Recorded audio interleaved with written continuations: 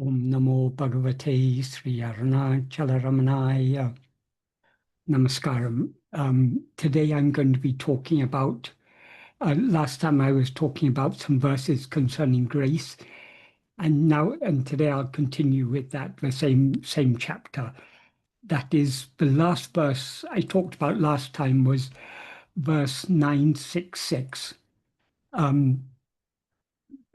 One of the ideas in that verse, in fact, the opening clause of the verse was Ullade Ullamenum Ongum Tiruvaro.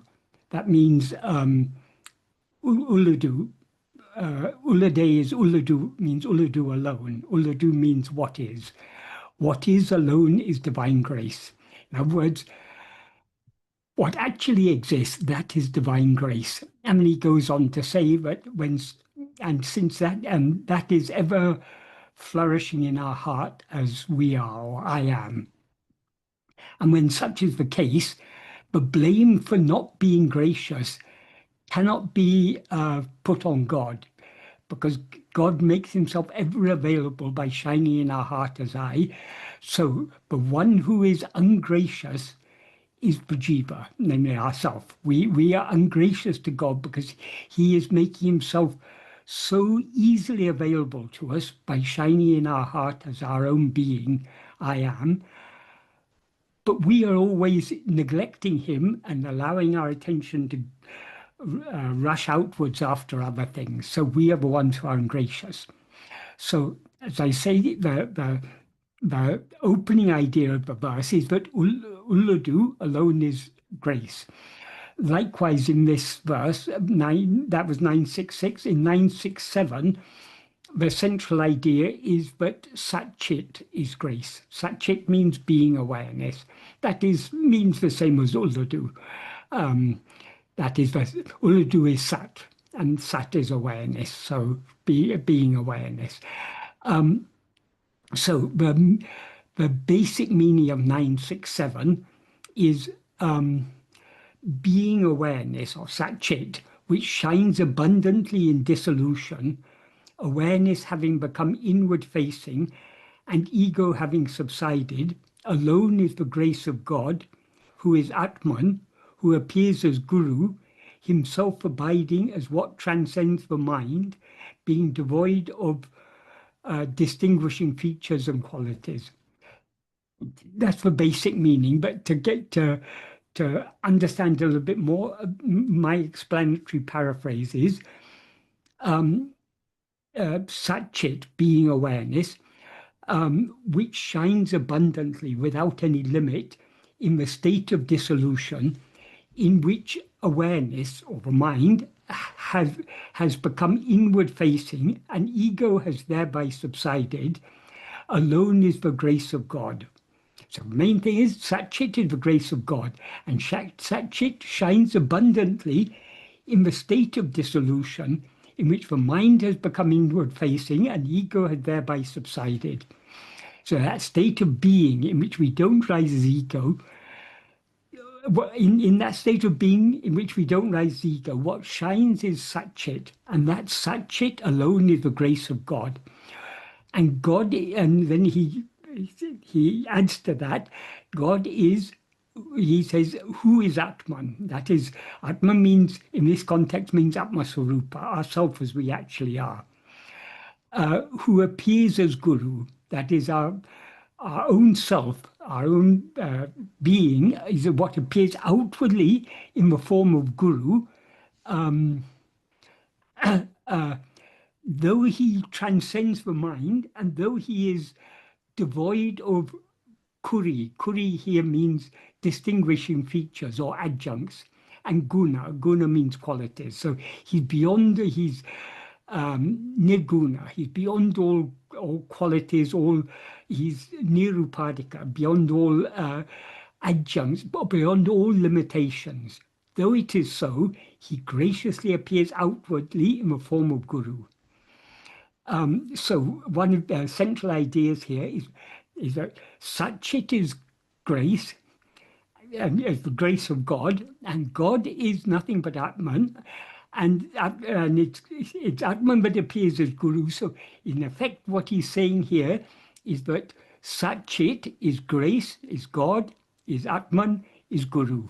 So all are one and the same. Murugan has given a very detailed poriparai. Poriparai means an explanatory paraphrase for this verse in Tamil. The meaning of his poriparai, his explanatory paraphrase, is just one thing here.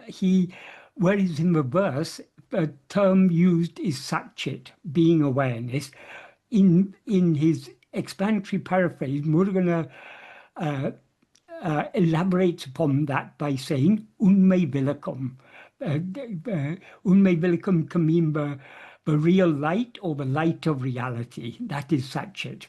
So he says, the real light which shines unbrokenly as I am I in the state of dissolution, in which, by investigating who am I, awareness, the mind, having been faced within, the wicked ease go, the false awareness, the body alone is oneself, subsides and dissolves in the heart, which is the place from which it arose, is the grace of God, who is Atma Swarupa, ourself as we actually are, which appears outside in the form of Guru, so that not only the mind, but even the five senses see him.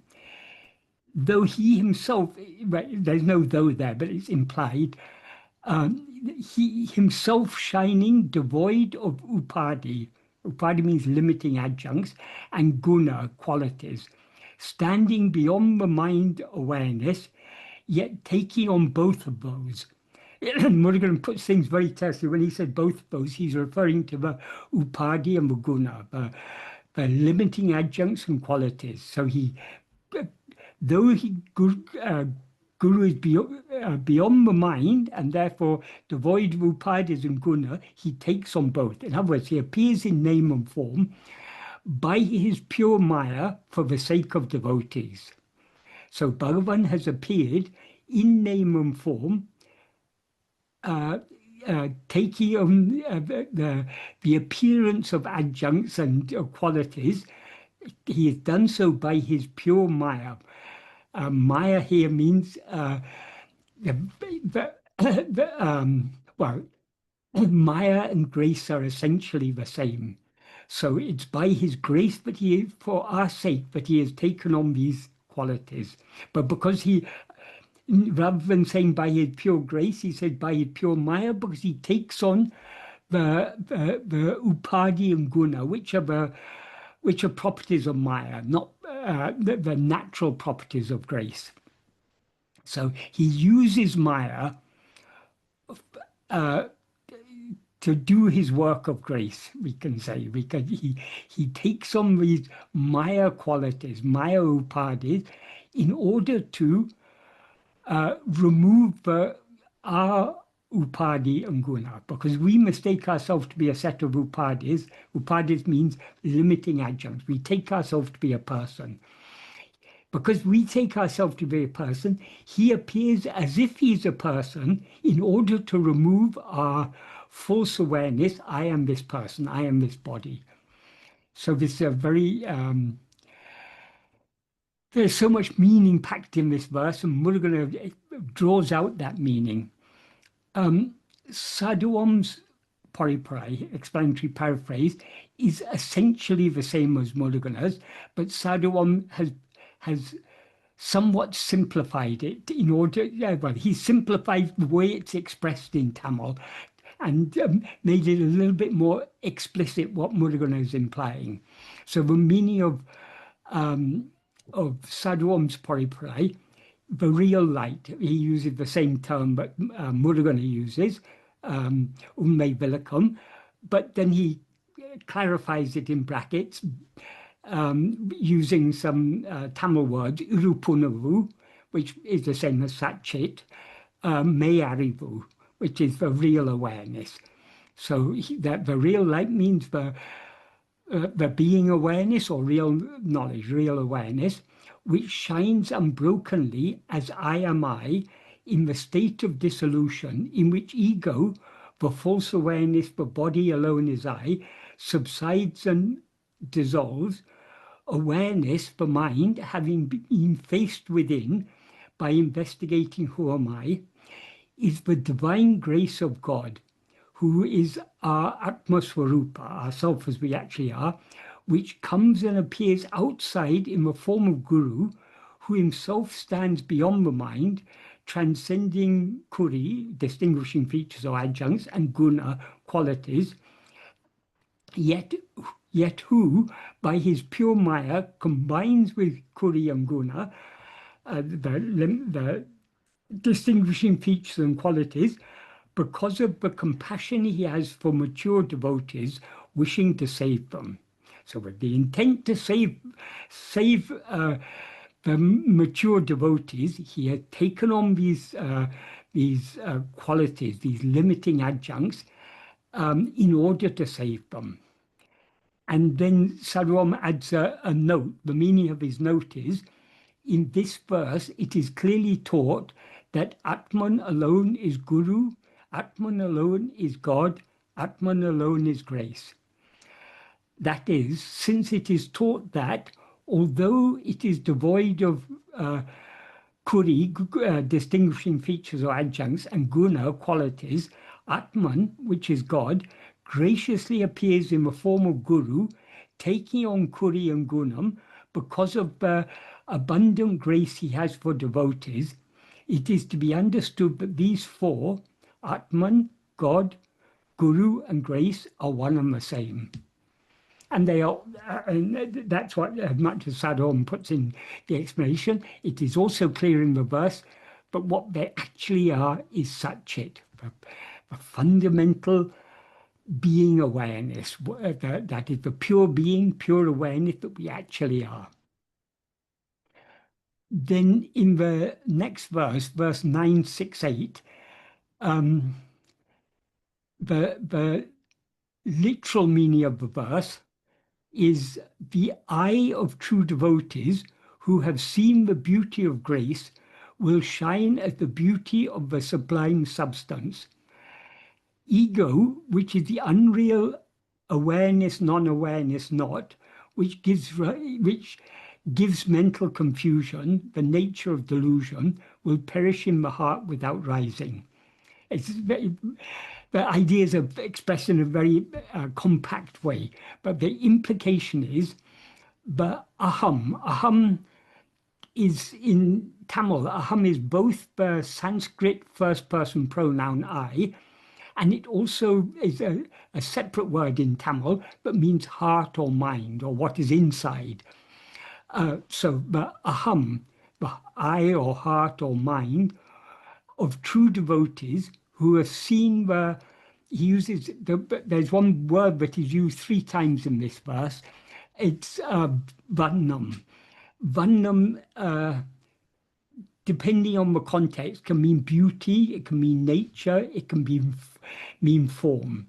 Its most basic meaning is color, because it's a Tamil word derived from Prakrit, which is derived from the Prakrit word Vanna, which is derived from the Sanskrit Varna. Varna means, the basic meaning of Varna in Sanskrit is color, but it also means the nature or characteristic of anything. So in Tamil it also can mean form. So the basic meaning of Varna, it is either beauty or nature or form. So the aham of true devotees who have seen the vannam of grace, the beauty or the nature or the form of grace. And what is the form of grace? It is, as implied in the previous verse, it is Atma-swarupa, which is the real form of God. So the aham of true devotees who have seen the beauty of grace will shine as the vannam of semparol. But again, he uses the same word vannam, which means beauty or nature or form, of semparol. Semparol means, parol means the substance in the sense of the ultimate substance of all things. And sem in this context implies sublime. Semporal is a term that's used in Tamil to refer to God. So the the beauty of that sublime ultimate substance, namely Atma-swarupa, and then in the verse it's put as two sentences, but there's a clear logical connection between two sentences. What the second sentence is a reason for the first sentence. So I add it here because by seeing the beauty of grace, ego, which is the unreal Chit Jadagranti, Chit Jadagranti means the knot formed by the entanglement of Chit, awareness, with Jada, what is not aware. So ego is the unreal Chit Jadagranti, which gives rise to mental confusion, which is the, again he uses the word varnam, the varnam of delusion. It's the nature of delusion. Will perish in the heart without rising. So the basic idea is that when we see the true beauty of grace, which is Atma-swarupa, ego will thereby perish in the heart without rising, means without ever rising again. So it will perish in such a way that it never rises again. And thereby, the I of the true devotees, the I meaning the first person pronoun I, will shine as the beauty of the ultimate reality, the ultimate substance, the sublime ultimate substance. So the implication is if we see the real nature of grace, we will thereby we as ego will thereby perish in the heart without ever rising again, and thereby we will what will remain shining is only that grace itself. That's the ultimate reality, which is grace, and we will be that.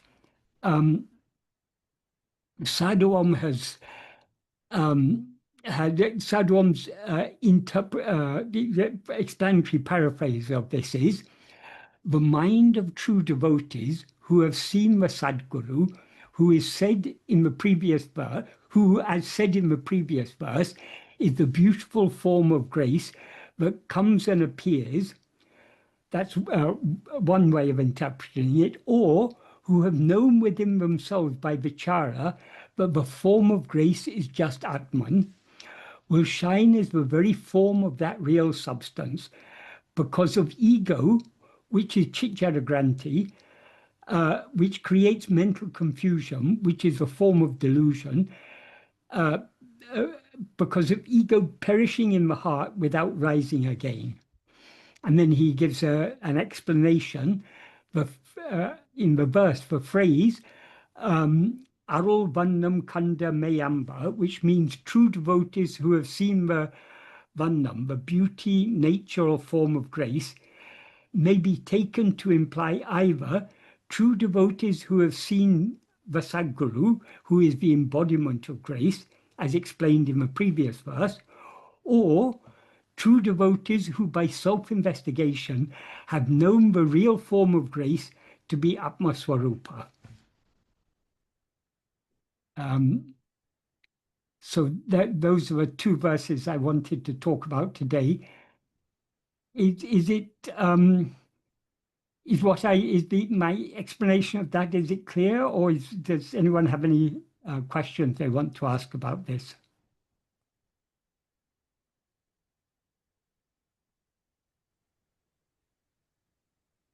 Yes, I see a comment has just popped up from Scott. This is achieved by total inwardness. Correct? Yes, correct. What is essential? That is, the grace is ever shining in our heart as our own being. So all we need to do is to surrender ourselves to that grace. And we surrender ourselves to that grace by turning our mind within and thereby subsiding back into the heart where it is ever shining as our own being.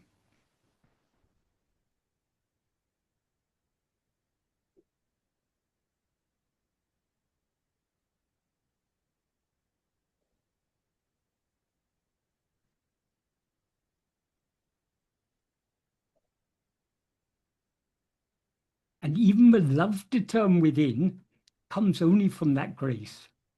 Because the very nature of ego or mind is to always go outwards. That the nature of mind is to have Vishaya vasanas, strong inclinations to attend to things other than itself. So the love to attend to its own being and thereby subside back into its being can come only from within, from our own, not from ego itself, but from the reality of ego, which is the grace that is ever shining in our heart as our own being.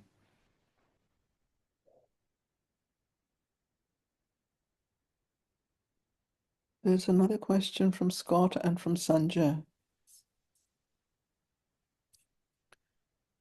I'll proceed first. Yeah. Should I proceed first? Yes, yes. Okay. So, Sadhu Om has said in one of his poems, bestow grace in whatever way you want, something like that, something to that effect. Yes, yes. So what is the different ways in which Bhagavan bestows grace? Our finite minds cannot understand grace. Bhagavan says in the first verse of Arunachashtakam, referring to Arunachala, Ari Varu Giri Ena Varudaru Mamma Adisayam Idansayal Ari Varidakom. It stands as if an insentient hill, but its action is wonderful, extraordinary, impossible, not possible for anyone to understand. There, when he talks about its action, he's talking about the action of grace. So how Bhagavan's grace is working in our heart. Bhagavan's grace is something that it's our own very being, so it's infinitely subtle. So our gross outward going mind can never adequately understand grace. If we want to know grace, we have to turn within and merge back within and subside into our heart. But in order for us to do so, we must have great love. That love is created in our heart, is enkindled in our heart by grace itself. So the many ways in that everything we are experiencing, our whole prarabdha, all that we are given to experience, is why that is our prarabdha is the fruit of our past actions, but not just a random selection. We've done countless past actions, the fruits of which we've not yet experienced. Grace selects which fruit will be most conducive to our spiritual progress in this life. So we can say whatever we experience, it is grace, but it's grace appearing in the form of that experience in order to enkindle in our mind the love to turn within. So when we go outwards, we receive plenty of blows from the outside world. And Bhagavan used to say, grace is pulling from within and pushing from outside. So when I say we experience so many blows from the external world, that's the very nature of the world. Because why our mind goes out after the world, it goes out seeking happiness. But the happiness that we are seeking in the external world is not in the external world, it's within us. So whatever little pleasures we may derive from the external world will ultimately disappoint us because they're very limited pleasure. They're not the infinite happiness that we're seeking. And secondly, they're all fleeting, they're transitory. So whatever we may achieve in this life, we're not going to be satisfied whatever we achieve. Even if we become, if we want money, for example, we can become centibillionaires like some of these Elon Musk and Jeff Bezos and these sort of people. We can get that, but do you think those people are satisfied? No, of course they're not satisfied. They want more and more and more. Because the nature of desire The more we satisfy a desire, the stronger the desire becomes. So there's never any end to these things. And whatever we may achieve in life, even if we live a relatively contented life, a simple life, in which all our basic material needs are met and we have kind, loving relatives and everything, so we live a relatively pleasant life. This is also transitory. There's a time when death is going to come and we're going to have to say goodbye to everything we have. Everything we take to be I and mine is going to be taken away from us. So the very nature of samsara, embodied existence, is disappointment. We will all be disappointed. I mean, we are constantly dissatisfied, and we are constantly seeking the satisfaction in the wrong place. We're seeking it in things outside. So this is all the play of grace. Grace is showing us the unsatisfactory nature of embodied existence, and thereby creating a willingness in our mind to begin trying to go within. Bhagavan used to say, grace is the beginning, the middle, and the end. That is, it is grace that gives us the love to start on this path. It is grace that gives us the love to continue pursuing this path, continue following this path. And eventually, it is grace that will swallow us entirely in the infinite light of pure being awareness, which is grace itself.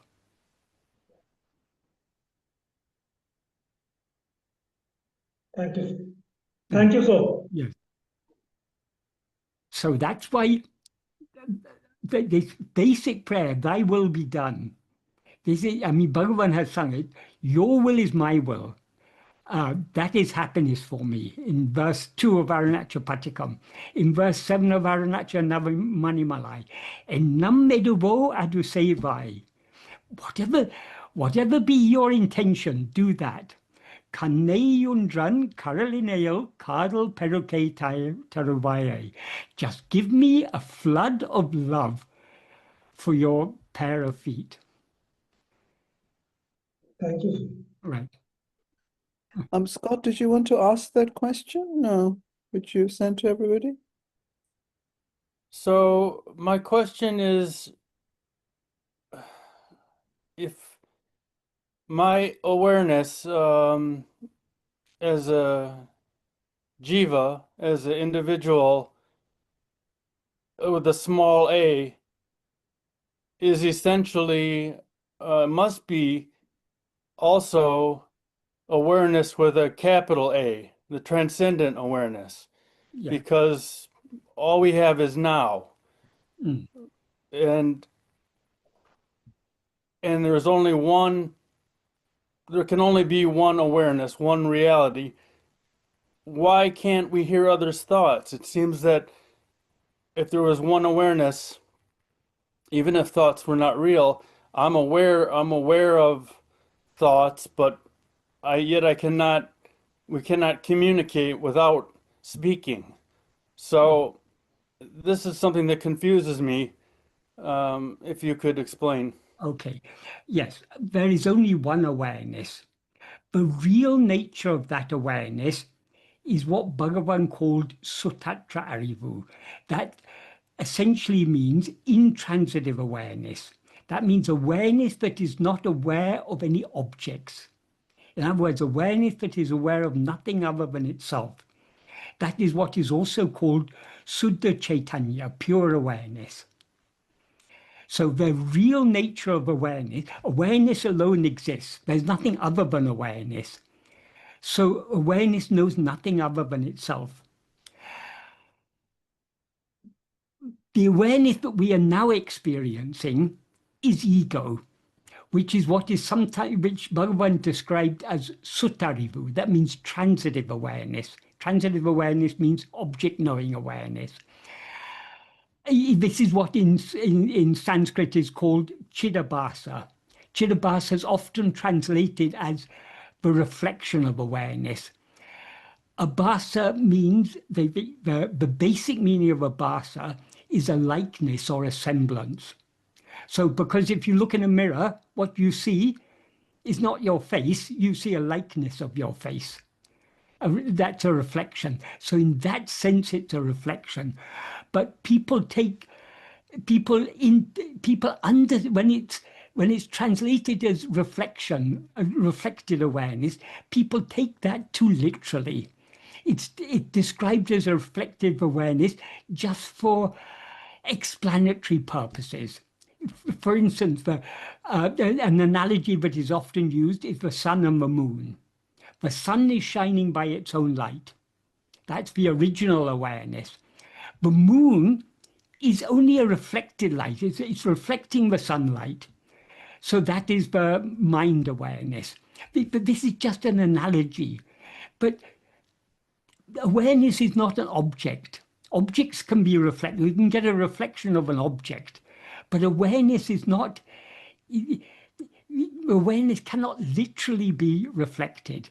So the real inner meaning of Chidabhasa is it's a likeness of awareness. It's a semblance of awareness. In other words, it's a seeming awareness. Why is it seeming? Because the real awareness, the pure awareness, is aware of nothing other than itself. Whereas as ego, we're aware of the appearance of so many other things. Those other things do not at all exist, except in our awareness. So we are aware of things that are not. The awareness that is aware of things that are not is not real awareness. So real awareness, pure awareness, is the awareness but knows nothing other than itself. That is what we actually are. So when we rise as ego, we become aware of thoughts and phenomena. All phenomena, whether seemingly physical or seemingly mental, according to Bhagavan, they're all thoughts. This world is nothing but thoughts. Just like in dream. In dream, we are aware of ourselves as a body, and we're aware of an external world. But both that body and the world are nothing but mental fabrications. They're nothing but, they're entirely mental in nature. They have no existence independent of the ego's perception of them. So this, according to Bhagavan, this present state is just a dream. So this is all entirely a mental fabrication. So when you say you're not aware of the thoughts of others, in a sense, yes. We're not aware of other thoughts in the same way we're aware of our thoughts. But we are, in a sense, aware of others' thoughts. We communicate our thoughts through language. Sometimes our expressions of the way we look at people can give away our thoughts. We can look at someone with admiration, or we can look at someone with contempt. We can look at someone with love. We can look at them with hatred. These sort of things can be seen in the eyes. So in a certain sense, we are seeing the thoughts of others. But we're not experiencing others' thoughts in the same way that we're experiencing our own thoughts. But there's no wonder in this. If you think of it, if all this is a dream, so long as we're dreaming, there are so many other people in our dream. And those other people seem to have thoughts of their own. Sometimes we can have a discussion with other people. They may disagree with us. They say, no, your ideas are wrong, my ideas are right. So there's the appearance of others and the appearance of others' thoughts. But when we wake up, we know it was all our own mental fabrication. So ultimately, the ultimate truth is there's only one awareness and nothing other than that awareness. But when we rise as ego, we become a dreamer. We are dreaming the appearance of multiplicity. Firstly, we mistake ourselves to be a person. And we see a multiplicity of other people. So all the other people are just as real as the person we take ourselves to be, or just as unreal. But so long as we take ourselves to be this person, because we are real, this person seems to be real. And because this person seems to be real, and this person is seems to be a small part of this big world, The whole world seems to be real. So all the many other people seem to be real. None of it is real. What is real is only the basic Satchit, awareness of being, I am. That alone is real. We are so much trouble by knowing the thoughts, our own thoughts. Why would we want to know the thoughts of others? Our aim is not to know thoughts. Our aim is to know the reality that underlies thoughts. Thoughts are just like the snake. The underlying reality is like the rope.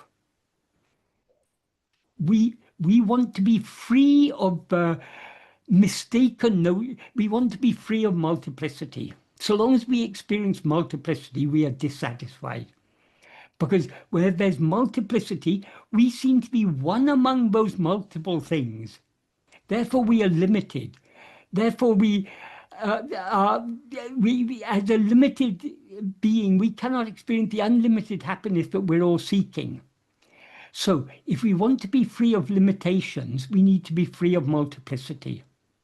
We need to return to our natural state of oneness, which is the state of pure being awareness. Is that a satisfactory answer, and is it a clear answer? Well, that's an excellent answer. I just I guess what comes up for me is you know, how if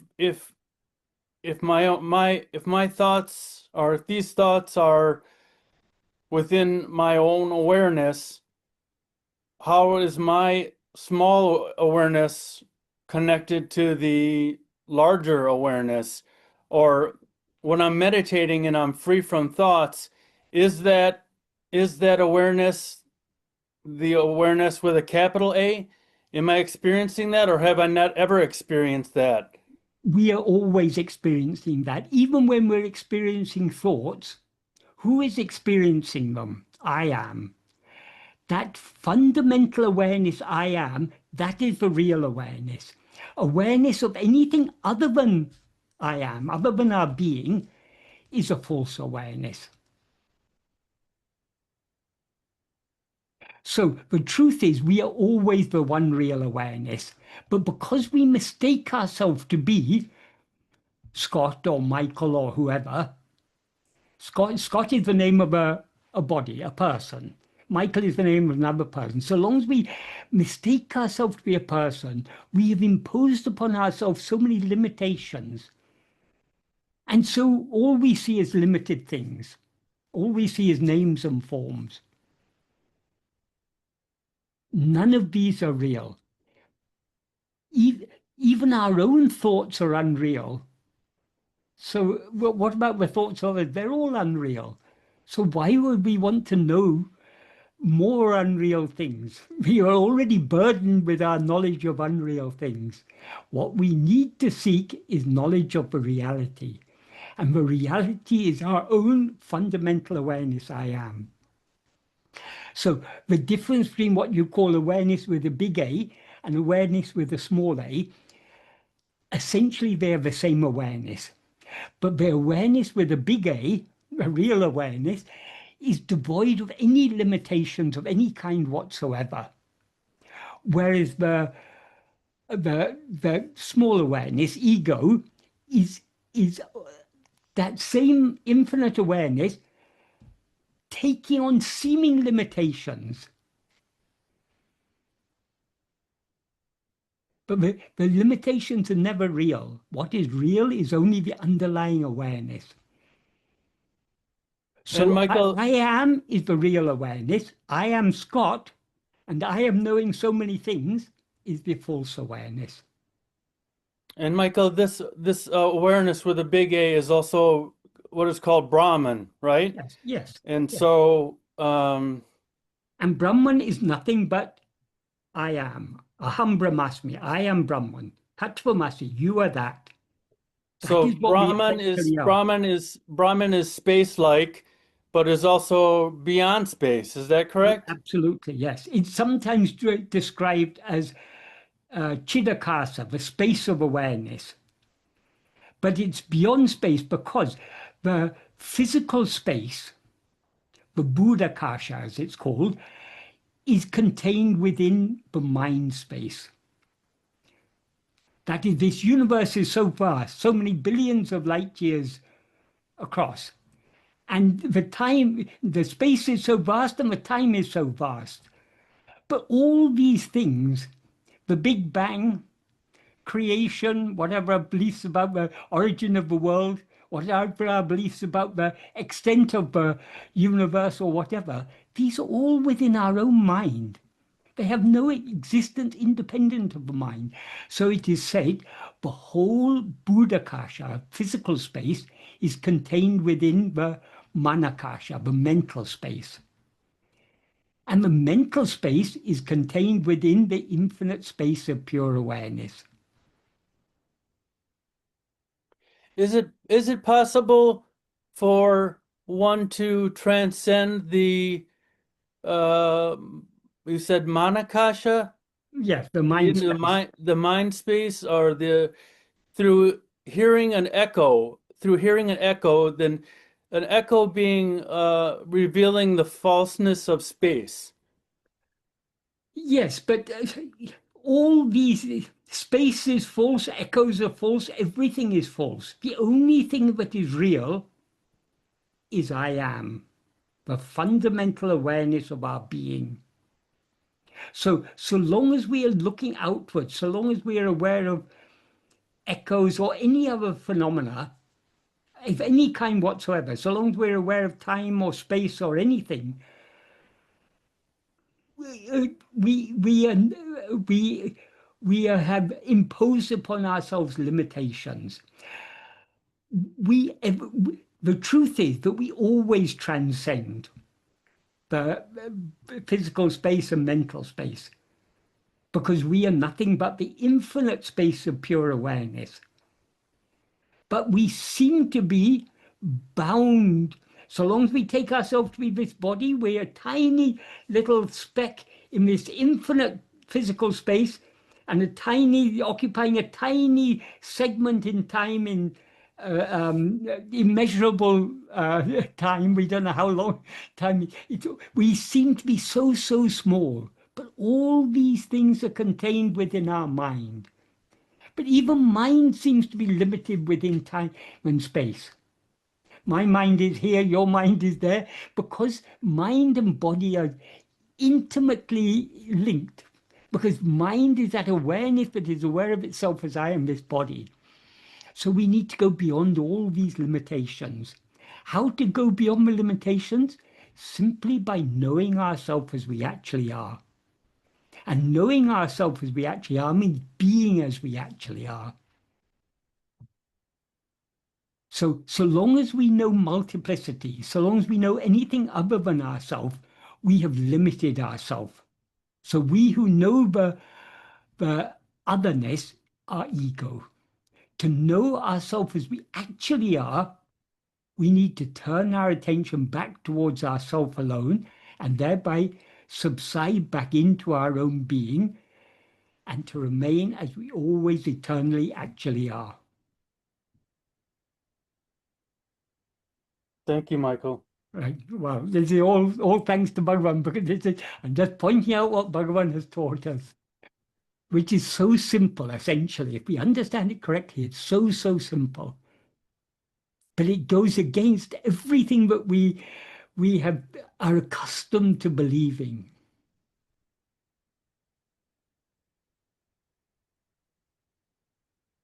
Because all that we believe is centered around the fundamental wrong awareness, I am this body, I am this person. The only thing that is true in all of this is I am. Everything else is a mere appearance. And it appears only when we rise as ego. But Michael, sorry, Yes. But why is there awareness? Awareness is we can't say why. Why is there being? Being is there's no such thing as non-being.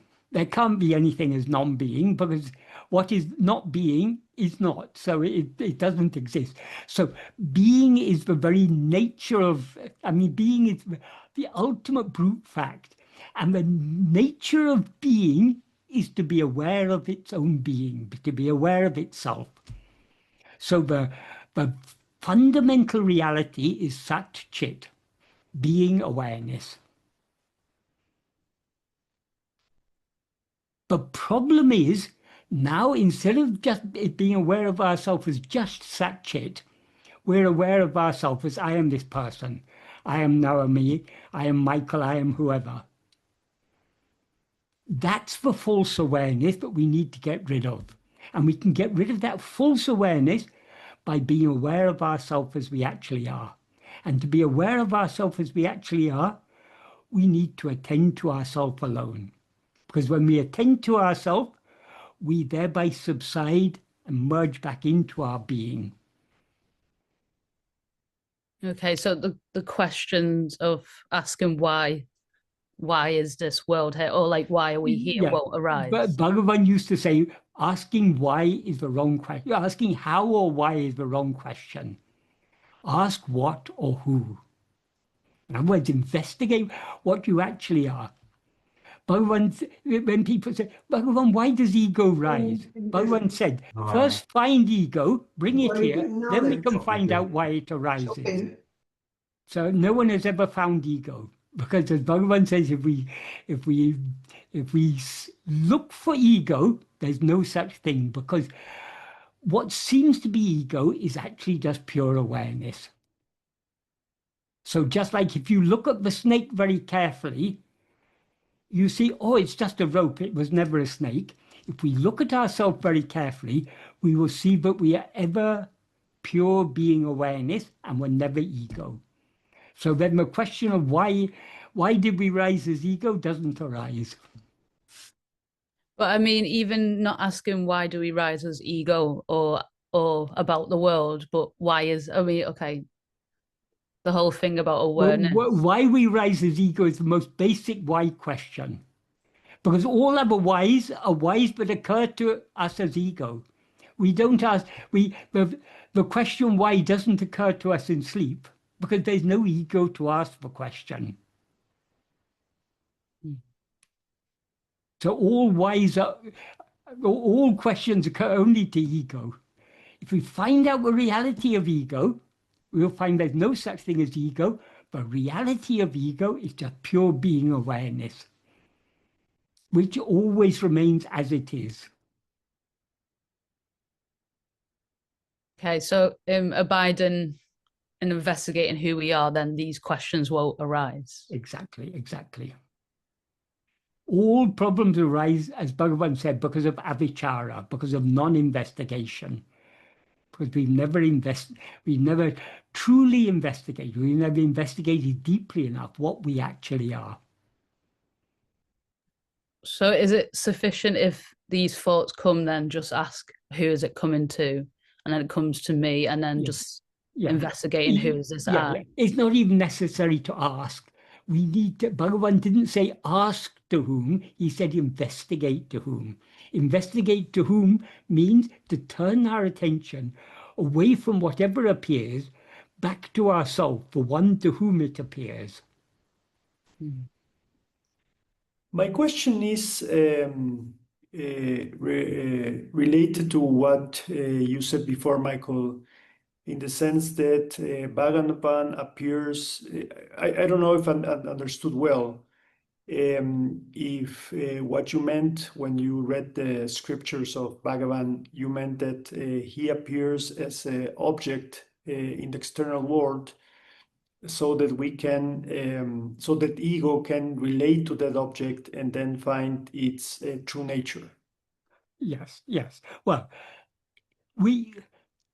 the problem is that we are always looking outwards, because we're always looking outwards, it's necessary for our own reality to appear outwardly in the human name and form in order to tell us to look back within. So the function of the outward form of Guru is to give us the teachings, to show us the way, point us in the right direction. But the reality of Guru is what is ever shining in our heart as our own being. So the outward form of Guru directs our attention back to the true form of Guru, which is ever shining in our heart as I am.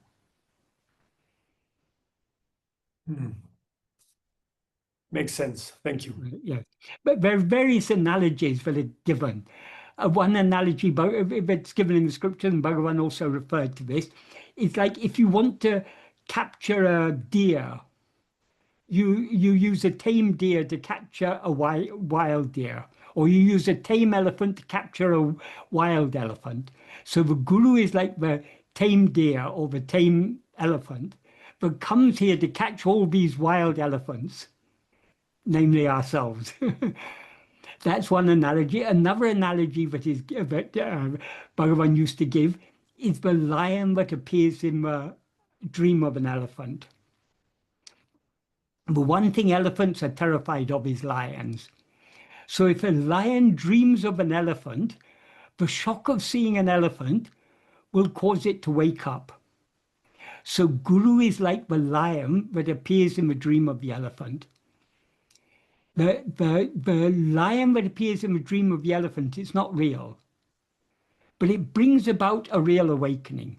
Likewise, the name and form of Guru is not real, but it awakens us to our own reality by turning our attention back within.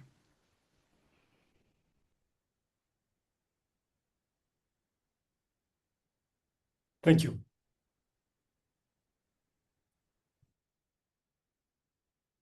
Deepthi and then Jim. Thank you, Shalini. Namaskaram, Michael and everyone. Michael, I have a question. Staying with, so I'm currently not practicing any meditation or any specific practice. But what I'm trying to do is like from the waking up state till I go to bed, I'm trying to stay within myself. I have seen how it looks like, so I know like it feels very peaceful and it feels like a world within me. So while I am staying within myself, it is very peaceful and it is very spacious. I don't have to even think about anything. The things are happening. I can literally see that I was able to do all of my tasks and I was able to do my work and everything. But the moment I get any thought of like, for example, if something is happening in my life or if some other person hurted me, if I get a thought of that, I feel very terrified and I feel so terrified, I am going back to myself again. So I do not know like if this is a normal thing that will happen because I feel very spacious within myself. I feel so peaceful. So it is easy for me. I don't have to investigate to whom this thought is occurring. I'm directly able to go within myself. But the thing is like whenever these thoughts appear, I'm getting scared. I'm so terrified that I have to run back like a small puppy going to the mother. I was running away. I can really sense it. So I do not know why that is happening, and I don't feel it right. Like why is it like I'm so used to stay within myself? At least a couple of days. It's been like about a week or so. I'm trying to stay within myself. It is feeling so peaceful. Is it like I'm so used to it, and that is the reason why if something appears, I'm getting too scared, like like a little puppy going out to the world and to face the to face other animals. Like I Yeah. feel so terrified. I don't know if that is I don't feel it right. Right. Okay.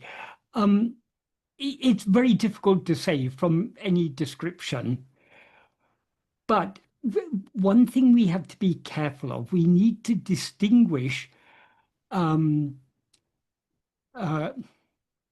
That is, the practice Bhagavan has taught us is self-attentiveness, attending to ourself. We shouldn't mistake a mere calmness of mind to be self-attentiveness. It is possible by various practices to lull the mind into a state of calmness, which is, even if it's not complete manolaya, it's approaching manolaya. Manolaya means a temporary dissolution of mind. So whatever it may be, we should try to hold on to self-attentiveness. Who is experiencing that expansiveness, that calm, that peace? We need to hold on to the one who is experiencing all that. Otherwise, we can lull ourselves into a type of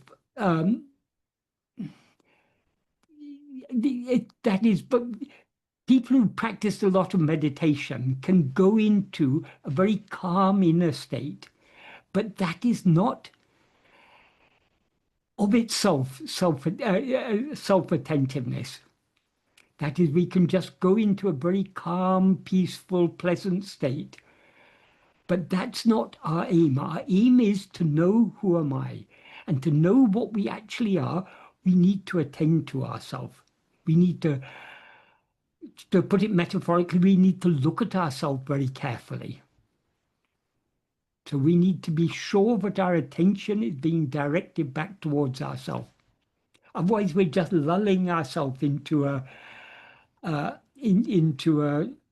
false calmness. And then when something comes to disturb the calmness, we get disturbed by it. Like you say, when certain thoughts are very frightening, when you think, I mean, this world is a scary place. Terrible things happen in this world. And we should all, if we are wise, we should be afraid of this world. And we should be going within, but we should make sure we're not just going into a state of a state that is. Bhagavan drew the distinction between manolaya and manonasa. Manolaya means a temporary dissolution of mind, like sleep. Manonasa means permanent dissolution, destruction of the mind. Our aim is destruction of the mind, manonasa.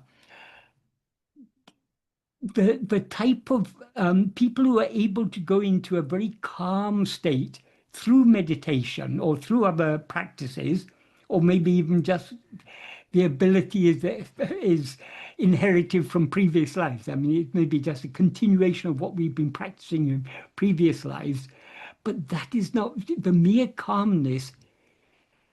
If anything that comes and goes is not real. So if the calmness we are experiencing is a temporary calmness, if it's a calmness that can be disturbed, it's something other than our real nature. So we need to look deeper and deeper within. Within means towards ourselves. So is it like first, because it is impossible to completely go into the thoughtless state? I'm just like a normal human being, right? I Yes. definitely get the thoughts. So is it like because it is at least for me, I know it is impossible for me to directly go to the manonasa. Is it not like first we can go to the manolaya, because that is how I'll go to manonasa, right? Because No, manolaya is not a way to manonasa. They're two distinct things, because manolaya, if the mind dissolves by any means other than self-knowledge, other than being aware of ourselves as we actually are, it is manolaya. So, for example, sleep. Sleep is brought about because we're too tired to continue thinking. So since we're too tired to continue sending our attention outwards, we stop sending our attention outwards without directing it back to ourselves, so we subside in laya. Nirvikalpa samadhi is brought about by meditation techniques and particularly by pranayama, that brings that these are techniques for withdrawing the mind from other things, but they don't bring up, they don't, merely withdrawing the mind from other things doesn't mean we're attending to ourselves. So we need to make an effort to attend to ourselves. When we make an effort to attend to ourselves, we are, so to speak, putting our head on the block, the chopping block. So there will be an immediate reaction. The more we try to go within, going within means going back towards ourselves, holding on to our own being, the more the vasanas will rise with great force to pull us outwards, because that's because we are not yet willing to surrender ourselves completely, to give up our false identity. So if we find we go to a state that is very easy and there's no resistance, that almost certainly means it's either Manolaya or a state akin to a Manolaya. It may not be a complete absence of mind, but it's a state in which the mind is lulled into a type of a very calm state that is something other than self-attentiveness. Self-attentiveness will always produce a reaction. That the vasanas will always try to divert our attention away from ourselves, because attending to ourselves is suicide. Ego will perish, it will die if it attends to its own being. So the more we try to attend to our own being, the more the vasanas are not some other thing. Vasanas are our own likings, our own vasanas are the seeds that give rise to all our likes, dislikes, desires, attachments, and everything. So because we have liking to experience things other than ourselves, those likings to experience things are what are called Vishaya vasanas. So until we are ready to surrender ourselves completely, forever, we will always try to hold on to something other than ourselves. So even that calm state can be a Vishaya. A Vishaya means any phenomenon, any object. So if it comes and it goes, it's something other than ourselves. So we need to hold on to that which is permanent. What is permanent is only our own being, I am. That is what we need to hold on to. So the thing that I'm doing is to hold on to myself. So when we hold on to ourselves, does it mean like I should not get any thoughts? Because I Well, think like holding on to myself is the first thing that I have to do, right? Yes, that's all we have to do. It's the first and the last thing we have to do. To the extent to which we attend to ourselves, our attention is thereby withdrawn from other things. So there's no room. Bhagavan talks about not giving room to the rising of other thoughts. How we give no room to the rising of other thoughts is by attending only to ourselves. So, but there are degrees of self-attentiveness. So if we can be partially self-attentive and still be aware of other things to some extent, but the deeper our self-attentiveness becomes, the more our attention is thereby being withdrawn from all other things. So the self-knowledge is attained when we attend to ourselves so keenly that we thereby cease to be aware of anything else whatsoever. When we are not aware of anything other than our own being, that is the state of pure awareness. And as soon as we experience ourselves as that pure awareness, ego is thereby destroyed. But it's as ego that we need to do this. But ego needs to be aware of itself as pure awareness. As soon as the ego is aware of itself as pure awareness, it ceases to be ego and remains as pure awareness. So the more I attend to myself, even though I get the thoughts, I take that to within myself and again to Yes, attend to myself. that, That is the that's right what. thing, right? That's why Bhagavan says, what does it matter how many thoughts arise? As and when each thought arises, it's necessary to investigate to whom it rises. Investigating to whom means turning our attention away from the thought back towards ourselves. So we're not to bother about thoughts. We're not to try and fight with thoughts, try and get rid of thoughts. All we need to do is take every thought as a friendly reminder to attend to ourselves. So one more question, Michael.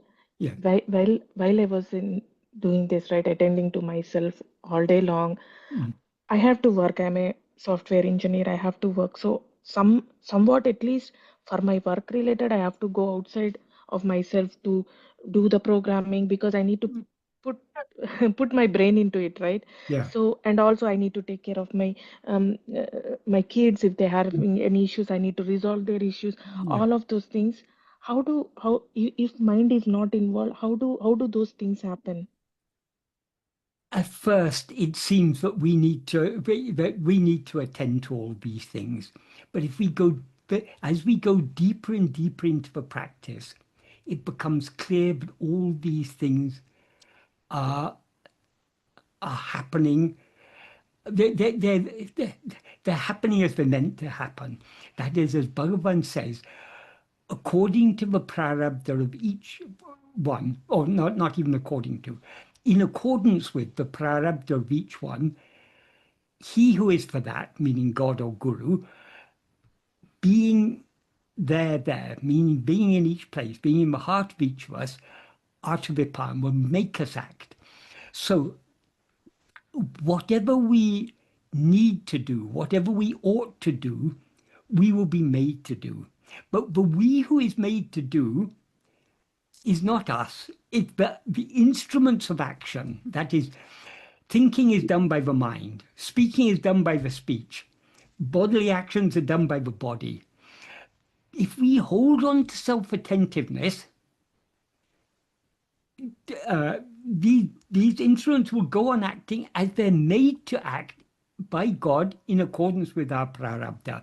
So everything that we need to do, whether it's our profession, whether it's programming, or whether it's looking after the kids, or paying the bills, or whatever it may be,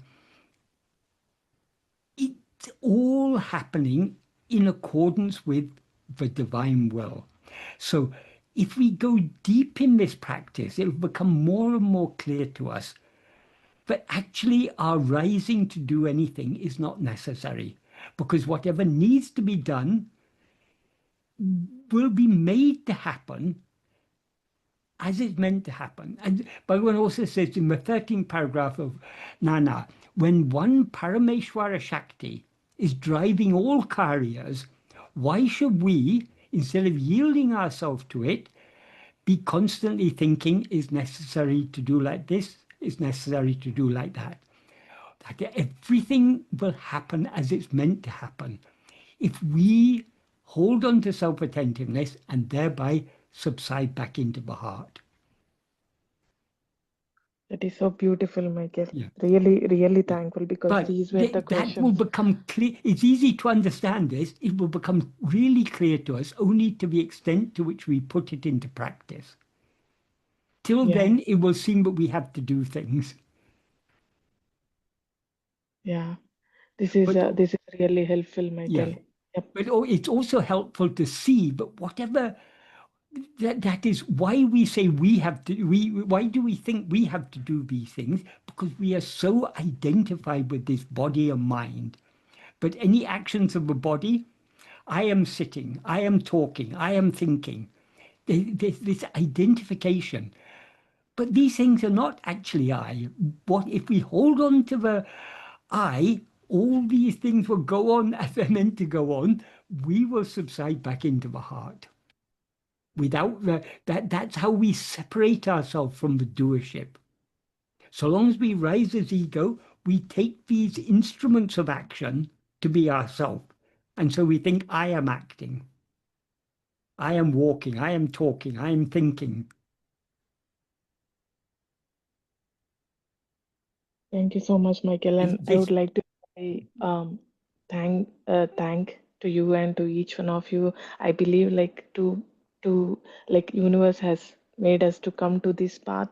I mean, I have seen so many struggles in my life, and now I understood like why I faced so much, because otherwise I would not have come to this path. And yes. being able to find you and the user group like this, being able to be in this call, and you were helping so many people, Michael. I do not know if you realize that, but you do I not know am you are not helping literally anyone. saving. If there's an I that thinks I am helping, then it's all, everything will go wrong.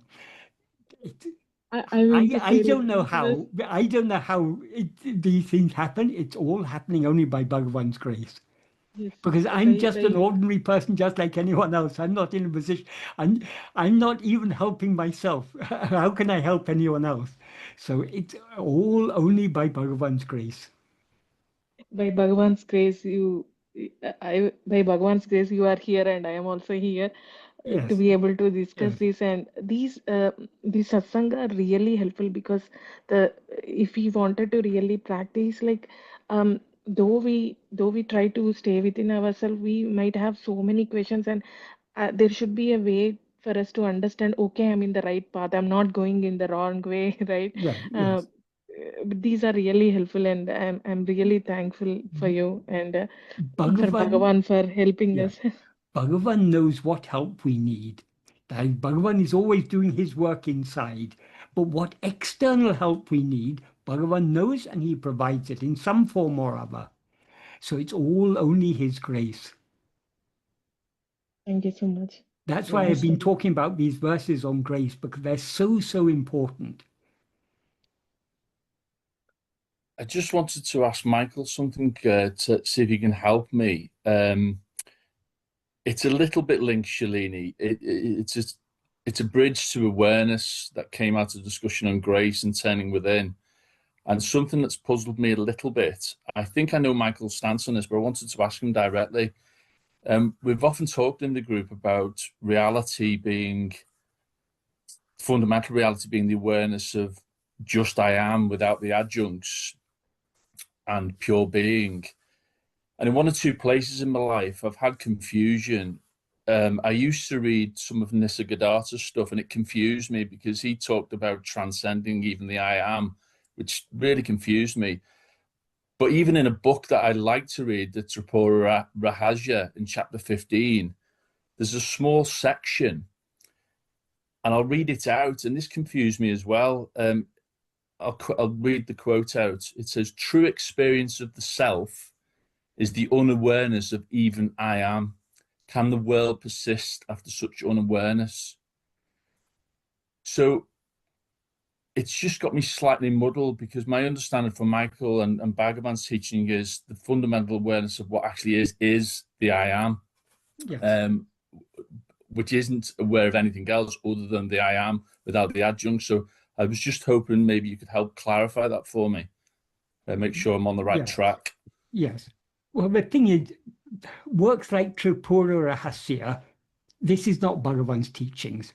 There may be certain things there that are in accordance with Bhagavan's teachings. There may be things that are not in accordance with Bhagavan's teachings. And also, we don't know how reliable the translations are. So it's best to try and follow what Bhagavan taught us, because that is, teaching similar to Bhagavan can be found in so many places. But Bhagavan came for a purpose. Bhagavan came to clarify the practical implication of all of Vedanta. So when we have been given this clear light in the form of Bhagavan's teachings, let us not confuse ourselves by going back to the old texts or to other ways of expressing these things, because to the, as far as I've seen, I've not found anywhere in any text the same degree of clarity that we get from Bhagavan. Yes, if we read things, we can see in Gita, Krishna is in chapter 6, for example, he's very clearly talking about what Bhagavan calls Atma-vichara. In verse 20, chapter 6, verse 25, he says, Atma samstam mana kritva, na kinchitapi chintayat. That means fix the mind on Atma, do not think of anything else. That's exactly Bhagavan's path of self-investigation. So it's here and there, but there's a lot of confusion in the way these texts have been even the central texts have been interpreted in so many ways by people according to their understanding. So if you listen, for example, to people who talk from the perspective of classical Advaita, you'll find a lot, from the perspective of Bhagavan's teachings, we can see a lot of confusion in their understanding. And none of them really point out what is the practice. In Adi Shankara's commentary on that chapter 6, verse 25, he said, this is the highest teaching of yoga. But who really pays attention to that? They miss the central point. What Advaita means not to. What is the correct practice of Advaita? It can only be self-attentiveness. Because anything other than self-attentiveness, you've got two things involved. So the Bhagavan has clarified things in so many ways. So when we have this clear light of Bhagavan's teachings, let us not confuse ourselves by reading less clear expressions and often, frankly, quite confusing expressions. What you pointed out Nisargadatta is very, very confusing. When he talks about beyond I am is our being. How can we go beyond our being? It makes no sense at all. And what is said in Tripura Harasi, if that's a reliable translation, it's confusing. There's so many Tripura Rahasya, I think it's more of a tantric text than an Advaita text, as far as I'm aware, but I don't know much about it. But there are texts that are taken to be classical texts of Advaita Vedanta, like Panchadasi. But there's so many ideas in Panchadasi that are quite against Bhagavan. From the perspective of Bhagavan's teachings, it's very clear, but there's a complete confusion there. And Bhagavan himself said, there's somewhere where it's recorded, Bhagavan said, people like big books like Tripura Rahasya, but they ignore the really useful practical texts like Ulladu Narpadu. There's more substance in Ulladu Narpadu than in a vast mass of Advaita texts, which are full of confusing ideas. Like I've not studied Panchadasi, but I've heard people talking about it, and they say they distinguish Manonasa and Vasanakshaya as if they're two different things. They say a Jiva Mukta needs to continue practicing after Jiva Mukti in order to attain Manonasa. And even after Manonasa, there's still the Vasanas. It's all a confusion. Vasanas are for whom? For ego. Manonasa means eradication of ego. When ego is eradicated, Vasanas are eradicated. So there's so many confusing ideas in these classical texts. Bhagavan has come to simplify and clarify things. So if ever we find something that doesn't seem right from the perspective of Bhagavan's teachings, you're probably right, it probably isn't right. Oh, okay, so that's helped me a lot. So would it be fair to say with that, it's best to stick to the simplicity of Bhagavan's teachings, of sticking with the sense of our own being, I am, and just literally being attentive with that, and ignore the rest of the commentary that is confusing. That's what I'm taking from this. Yes. There's a sentence in the 11th paragraph of Nana in which Bhagavan says, if one holds fast to uninterrupted Swarupa Smarana means self-remembrance, literally. Self-remembrance means self-attentiveness. If one holds fast to uninterrupted Swarupa Smarana until one attains Swarupa, that alone is sufficient. So nothing is necessary other than trying to hold on to self-attentiveness as much as possible. Yeah, okay. Thank you very much, Michael. Right. Thank you. Sadashiva, was there a question on the verses or something else? Yes, it was pertaining to the question about knowing others' thoughts. So it was quite a while ago that I asked the question, but this knowing others' thoughts is like a psychic ability and soul travel and all that stuff. It's all just it seems it could be just a distraction from the self because it's a more subtle ability, but it's still not pure beingness. Is that right? Absolutely, absolutely.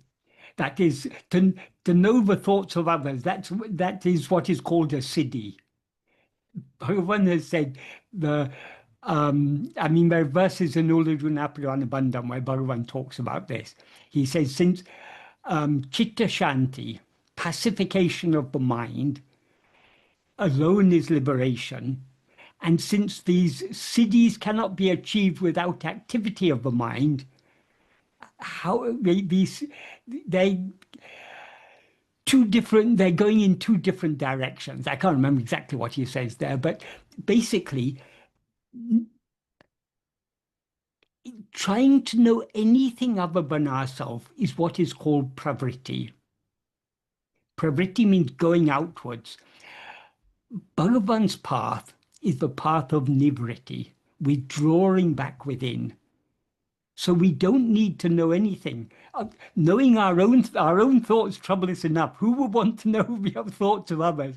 It shows anyone who even has an inkling of a liking to know the thoughts of others, it shows how totally deluded they are. They don't understand how thoughts are what is covering our real nature. And the root of all thoughts is the I that seeks to know all these things. That is the I thought. So in sleep, we don't know any thoughts. We don't know the thoughts of others. We don't know the thoughts of our own thoughts. We're in a state of perfect calm and peace. But the only shortcoming with sleep, we come out of it again. And when we come out of it, then we cannot, though we know that we existed and we're aware of and we're happy and peaceful in that state, it's a very vague awareness, because when we rise as ego in waking and dream, we take on these false identification, and that ignorance, that misidentification now conceals the infinite happiness that we experienced in sleep. So sleep always seems defective from the perspective of ego in waking and dream. It seems defective, and one obvious defect is that we come out of it. Well, that's not a defect in sleep itself, but the ego hasn't been destroyed. That's why we rise again. So we need to put an end to the permanent end to the rising of ego. That can be achieved only by self-investigation.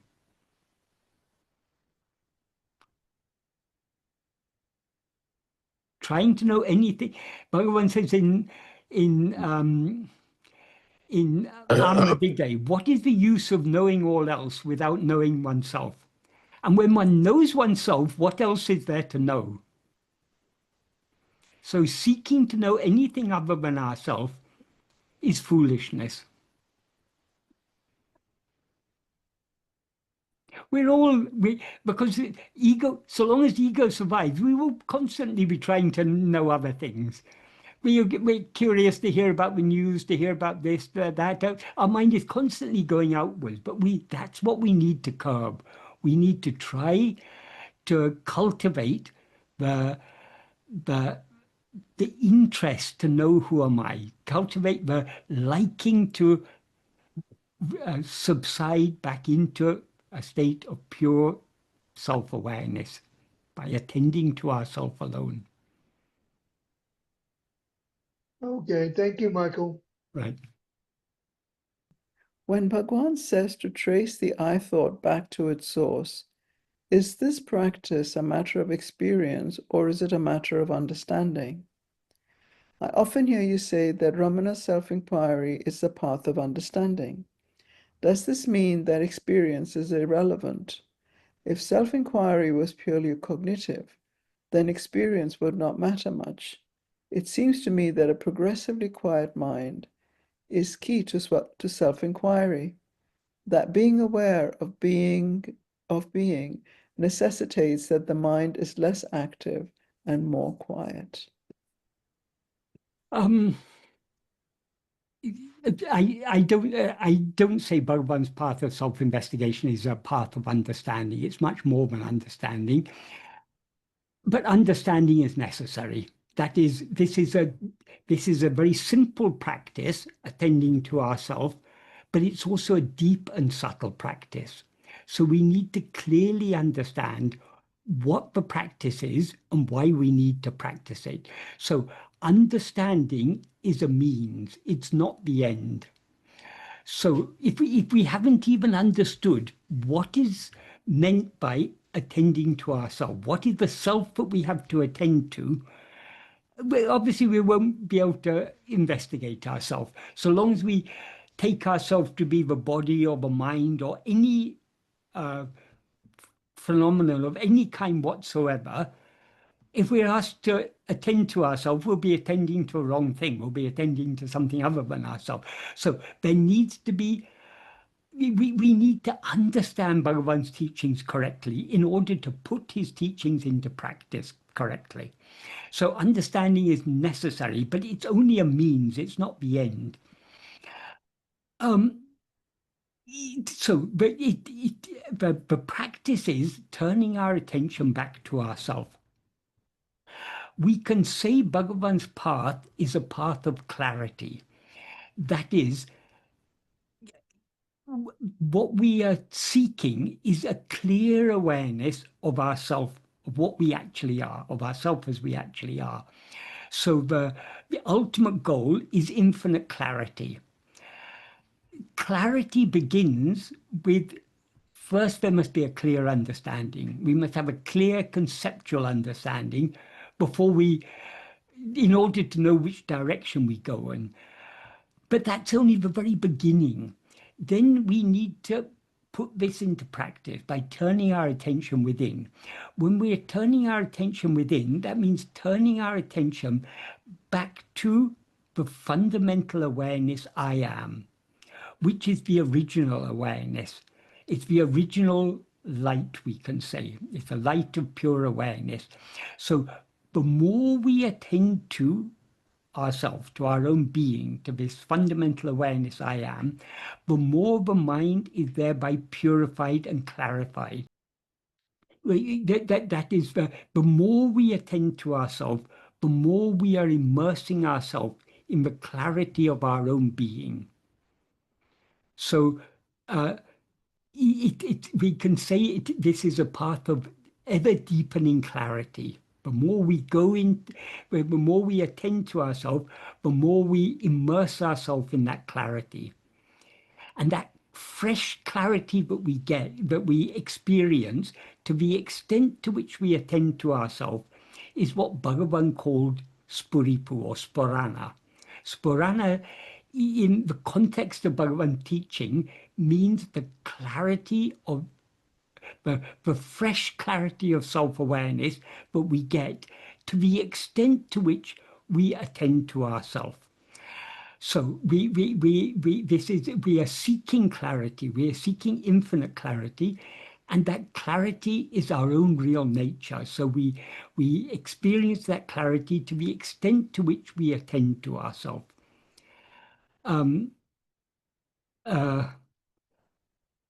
Regarding the final comment, it seems to me that a progressively quiet mind is key to self-inquiry, that being aware of being necessitates the mind is less active and more quiet. Yes, in a sense that's true, but this is rather putting the cart before the horse. We don't have to try and quieten our mind in order to attend to ourselves, because attending to ourselves is the most effective of all means to quieten the mind. Because the activity of the mind is nothing but attending to things other than ourselves. So to the extent to which we attend to ourselves, we are thereby withdrawing our mind from other things. So we subside back into the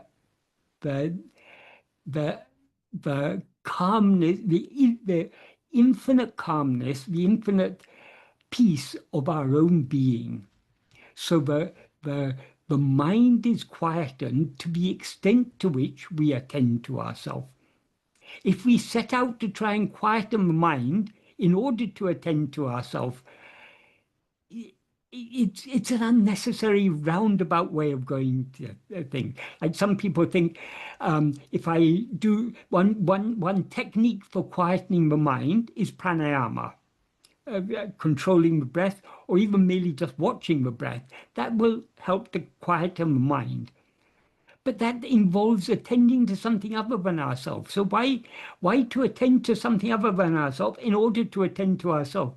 Let's attend to ourselves directly, and the quietness we seek by any other means will achieve easily by means of self-attentiveness. However, we should also be aware, when we put it into practice, when we try to attend to ourselves, the very effort we make to hold on to self-attentiveness will churn so many vasanas up to the surface of our mind.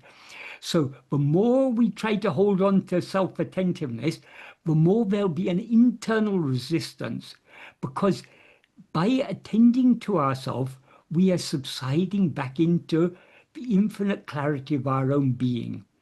And if we subside into that infinite clarity deep enough, we as ego will be annihilated.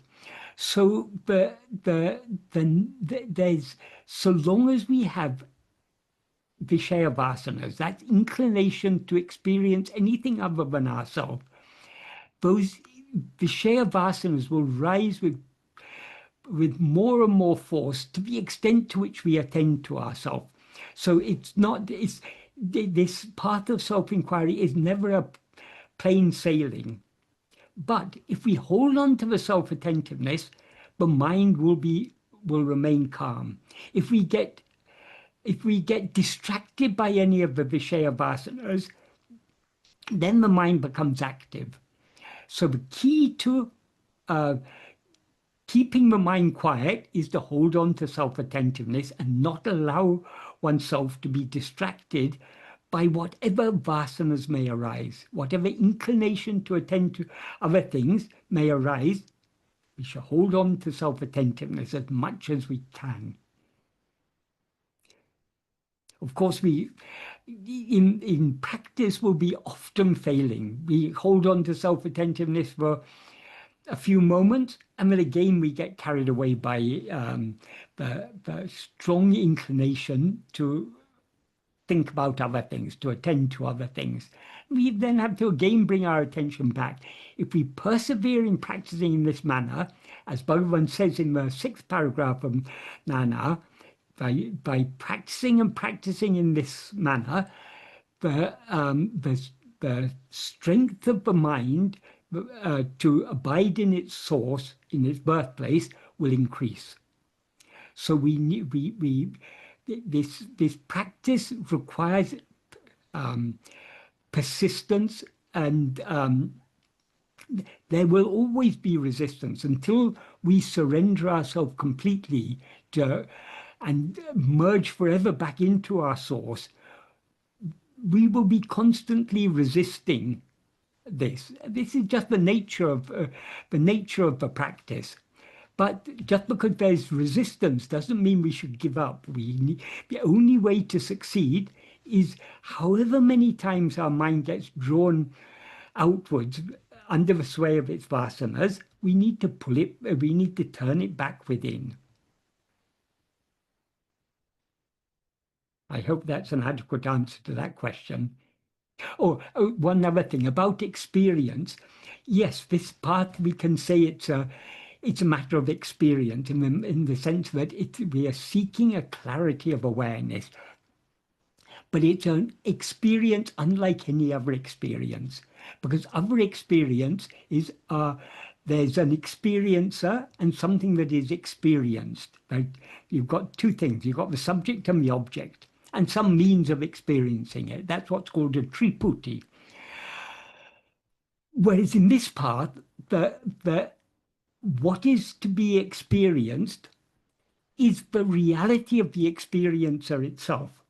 So we as ego are turning our attention back to ourselves to see to experience ourselves, to be aware of ourselves as we actually are.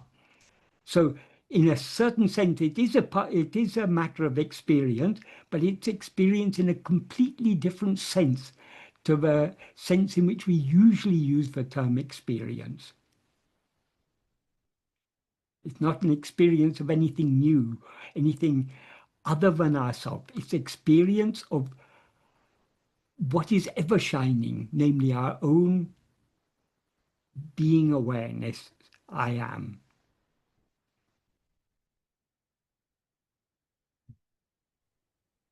I'll go on to the next question. Yes.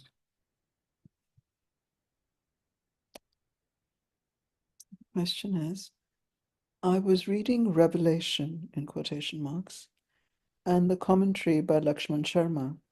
In the commentary of the benedictory verse 1, Lakshman Sharma says, everyone is aware of two things, namely himself, the seer, and the world which he sees. These two appear intermittently. That is, they appear whenever the mind is active and disappear as soon as the mind ceases to function. Therefore, the two are but thoughts of the mind. Clarification. Is the seer mentioned above not the same as the mind, which is the knowing element of the mind, which is ego? Then in the commentary, Lakshman Sharma goes on to say, this teaching is confirmed as follows. The world and its seer are but thoughts in the mind. The mind is unreal because it has no continuity of existence. But though unreal, it is conscious. That which gives to the mind its appearance of reality is its consciousness. But this consciousness is not its own, but belongs to its source. The source must necessarily be consciousness, as otherwise it cannot be the source of the mind's consciousness. And the mind includes the world. The world cannot have a separate source. To distinguish this consciousness, which is the sole reality, it is called pure consciousness. Can you please clarify there are some phrases underlined in red, which I will just read out again. I'm a bit confused here, since the world appears because of the seeming existence of the ego, the seer. Can you please clarify? So the highlighted portions which require clarification are, the world and its seer are but thoughts in the mind, as otherwise Okay, so the world and its seer are but thoughts in the mind. And the second is about consciousness. That as otherwise, consciousness cannot be the source of mind's consciousness. Since the mind includes the world cannot have a separate source. Okay. Firstly, the first part that this questioner referred to, this first extract, is actually what Bhagavan said, or what Lakshman Sharma recorded Bhagavan saying. That is, he says the first sentence, meaning the first sentence of this verse of the first Mangalam verse of Ulladu Narpadu, the first sentence was explained by the master himself as follows, and then he says this. So, firstly, I've no doubt that Lakshman Sharma, what he recorded here is a reasonably accurate explanation of what Bhagavan, a reasonably accurate recording of what Bhagavan would have told Lakshman Sharma. However, I think Lakshman Sharma goes a bit wrong in his connecting this explanation with this first Mangalam verse, because in the first Mangalam verse of Ulladu Narpadu, Bhagavan does not mention the world at all. That's not what he's talking about. He mentions the world and the seer of the world in the first verse of the main text. That is, he begins verse 1 of Ulladu Narpadu by saying, Nam Ullahum Kandalal, because we see the world. So there he's drawing an inference, not from the world per se, but from the fact that we see the world. But in the first Mangalam verse, the first benedictory verse, he does not mention the world at all. So this explanation, I think it is an explanation that Bhagavan gave Lakshman Sharma, but I think Lakshman Sharma goes wrong in connecting this with the first Mangalam verse. But the point that this anonymous questioner is asking is because it said the extract of what Bhagavan said that he quoted here is, everyone is aware of two things, namely himself, the seer, and the world which he sees. Then ... These two appear intermittently. Not only do, Bhagavan often point out, not only do they appear intermittently, they also appear simultaneously. That is, the seer, and the seer is ego, the world is everything else, everything known by ego. They appear simultaneously and disappear simultaneously. But the point here is they appear intermittently, and Bhagavan said, because they appear intermittently, they're not real. Because what actually exists must always exist. So whatever appears and disappears is therefore not real. That's the point Bhagavan is making there. Then the extract he continues quoting after another ... That is, they appear when the mind is active and disappear as soon as the mind ceases to function. Therefore, the two are but thoughts of the mind. So what he wants to clarify is the seer mentioned above not the same as the mind, which is the knowing element of mind, which is ego? So I understand the confusion he has here, but we need to understand the term mind has a range of meanings. And for example, if we take the fifth paragraph of Nana, the first sentence, Bhagavan says, whatever it is that rises in this body as I, that alone is the mind. That means what rises in this body as I is ego, which the reason he says rises in this body, because ego rises and identifies itself as I am this body. So as ego, we seem to be inside this body. That's why he says, whatever it is that rises in this mind as I, that alone is the mind. So there he's implying ego alone is the mind. Ego, another name for ego is the thought called I. That's another term that Bhagavan often used to refer to ego. So what he's saying is ego essentially is a mind. But later on in that paragraph, he says, of all the thoughts that appear in the mind, the thought called I alone is the first thought. So if we don't understand the way Bhagavan is explaining this, we may get a little bit confused here. If the thought called I is the mind, why to say it's the first thought that arises in the mind? This is because the term mind is used in slightly different sense in different contexts. So when he says of all the thoughts that appear in the mind, the thought called I is the first thought, there he's using the term mind to refer not just to I, but to the totality of all thoughts. And then he goes on to say, only after this arises do other thoughts rise. Only after the first person appears do second and third persons appear. The first person is ego, the first thought called I. The second and third persons is all other thoughts or all other things. Without the first person, second and third persons do not exist. So the question this anonymous person has about this passage from that Lakshman Sharma recorded here, the same question can be raised about this. To understand this, we need to refer to verse 18 of Upadesha Undiyar. What Bhagavan says in verse 18 is, he says that the basic meaning is thoughts alone are a mind. Of all, the thought called I alone is the root. What is called mind is I.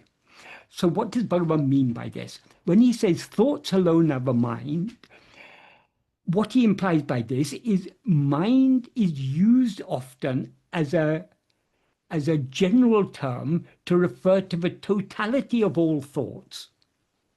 So that's one sense in which the term mind is used. Then in the next sentence he says, of all, that means of all thoughts, the thought called I alone is the root. Why is the thought I alone the root of all other thoughts? For the simple reason, all other thoughts are objects. They're devoid of awareness. The only thought that is endowed with awareness is this first thought I, namely ego. So all other thoughts exist only in the view of this first thought. Therefore, without the first thought I, without ego, there's no other thoughts. That's why he says the thought called I alone is the root. Then he concludes by saying, what is called mind is I. What is implied here is, though the term mind is used as a general term to refer to all thoughts, the root of all thoughts is this first thought I. Therefore, what the mind essentially is just I. So when we read passages of Bhagavan's teachings, we need to understand the sense in which the term mind is used. So in the first sentence of the 5th paragraph of Nana, when he says, whatever it is that rises in this body as I, that alone is the mind, what he's saying there is, what the mind essentially is this I that rises as I am this body. In other words, ego. When he goes on, further on, when he says, of all the thoughts that appear in the mind, there he's using the term mind as a in a broader sense to refer to all the thoughts. So of all the thoughts that appear in the mind, the thought called I alone is the first thought. When he said the thoughts appear in the mind, he doesn't mean that the mind is something other than the thought. The mind is some space in which thoughts arise. The mind is nothing but the thought called I, essentially. So in the view of ego, all other thoughts arise. So this is a very, there's no way of expressing this perfectly in thoughts, in words, because ego is the first thought. All other thoughts appear only in the view of ego. So no other thought has any existence independent of ego. So when he said thoughts appear in the mind, their mind is being used in the sense of the awareness that is ego. So of all the thoughts, the first thought is ego itself. So this is it's said like this because there's no better way of saying it. We need to, because we need, this is where we need a subtle understanding. We need to think carefully and make sense of these things and understand that the word mind is a very slippery word, but we need to understand from a context the sense in which it's being used. So it's and we shouldn't be too nitpicking about the way the word mind is used. Bhagavan is pointing out something very, very subtle here. We need to understand what he's pointing at, rather than saying that if the mind is I, then how to say I is the first thought that rises in the mind. We shouldn't be too nitpicking. We should try to understand what Bhagavan is pointing at. So coming back to this passage from Lakshman Sharma's explanation, and what he quotes Bhagavan as saying, the first question that they asked is the seer mentioned above not the same as the mind? Yes, the seer is ego, which is the knowing element of the mind. So it's the mind in the sense of ego, yes. But he asked this question because when Bhagavan says the two are but thoughts of the mind, that is the seer and the seen, the seer and the world are both thoughts. But the first thought of the mind is the seer, the ego, the thought I. So we just need to understand the sense in which it's used. Then the further on, when he the portions he highlights in red and asks for clarification, the world and its seer are but thoughts in the mind. Again, it's the same thing. That is the world and its seer are both thoughts. But the first thought we need to understand is the seer, namely ego. And the mind in which all thoughts appear is ego itself. So it seems to be contradictory if we say the mind is the first thought that rises in the mind, but we need to understand what is being pointed at here, rather than being nitpicking about the words that are used. The words that are used are trying to point out something that cannot be adequately expressed in words. So we need to see beyond the words to what the words are pointing out. Then later on, it is said, this source, he's talking about, that which gives the mind its appearance of reality is its consciousness. But this consciousness is not its own, but belongs to its source. This source must necessarily be consciousness, otherwise it cannot be the source of the mind's consciousness. This is a very simple point Bhagavan is making here. That is, the mind, in the sense of ego, is conscious. So, but the mind appears and disappears. So it appears from some source and it disappears into some source. The nature of that source must be consciousness. Otherwise, it couldn't be the source of the mind's consciousness. That is, consciousness cannot come out of anything that is not conscious. So the mind is not the original consciousness, it's not the real consciousness, it's a appearing and disappearing consciousness, but the source from which it appears and into which it disappears must be consciousness. And then in the next sentence he says, since the mind includes the world cannot have a separate source.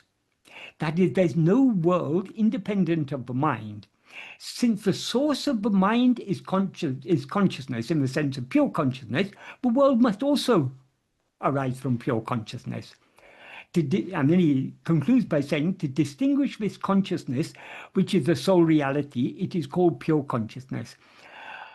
One other point about this, when this person sent the email to the Ramana Foundation, who forwarded it on to me for answering today, the punctuation was confusing. I think the edition of I checked in my edition of Revelation, which is from 1991, and I corrected the punctuation. But I think there are other places, even in this 1991 edition, like there's the sentence that begins, that is, they appear, that is, there should be a comma after that is, but it's not there. So in old days, nowadays there are more sophisticated ways of printing, but back in the early 90s, all printing in India was still done by letterpress printing. That means with leads were put in place, and then it's the old-fashioned way of printing, the way books were printed for hundreds of years. That means every time a new edition is to be published, it's to be again typeset. So if it's not very carefully proofread every time, mistakes slowly creep in.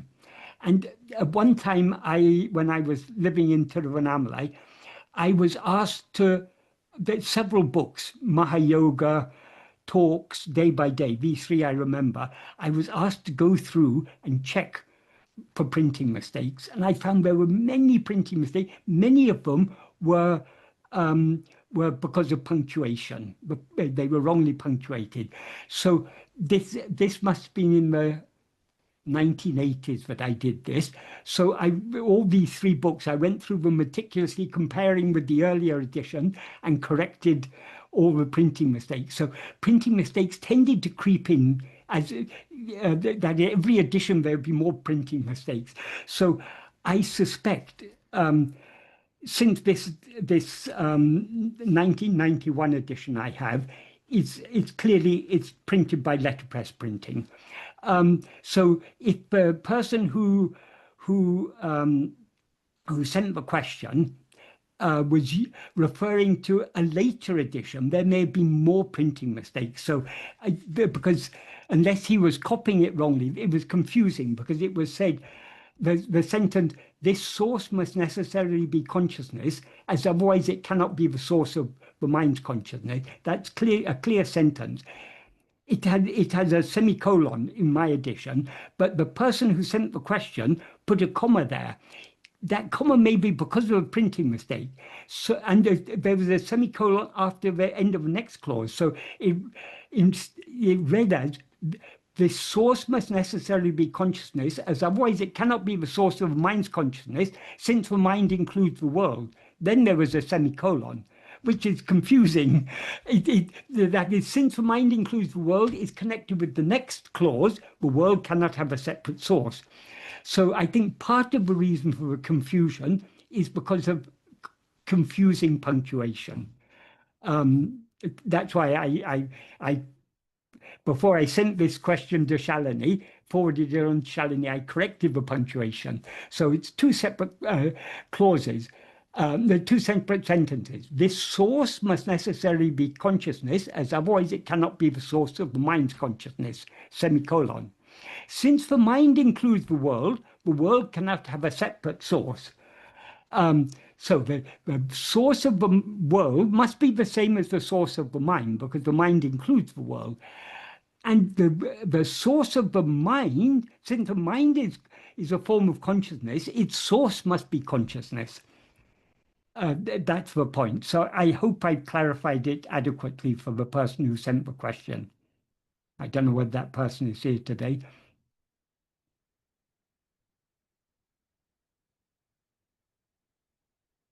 So I hope that's clear.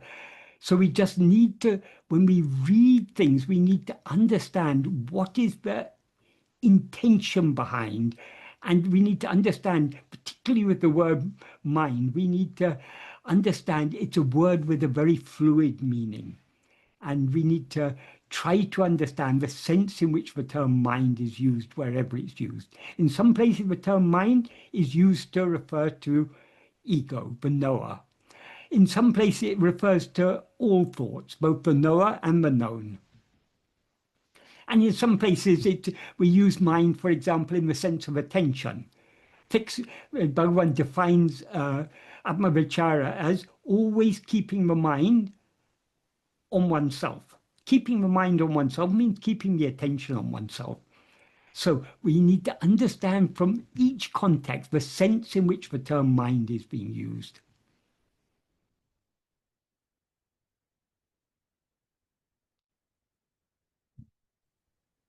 The next question. Yes. As I am somewhat new to the meetings, I noticed that Ramana Maharshi is referred to as Bhagwan, of course, meaning the Lord. Also, I think I noticed that a group will sometimes refer to pleasing Bhagwan. Are we intended to pray to Ramana or to the Guru within, or is that the same? And finally, do the devotees of Ramana Maharshi identify him with the same God who created the universe? I suppose the same way we are supposed to see ourselves, seeing the light of the thinker, Brahman. Okay.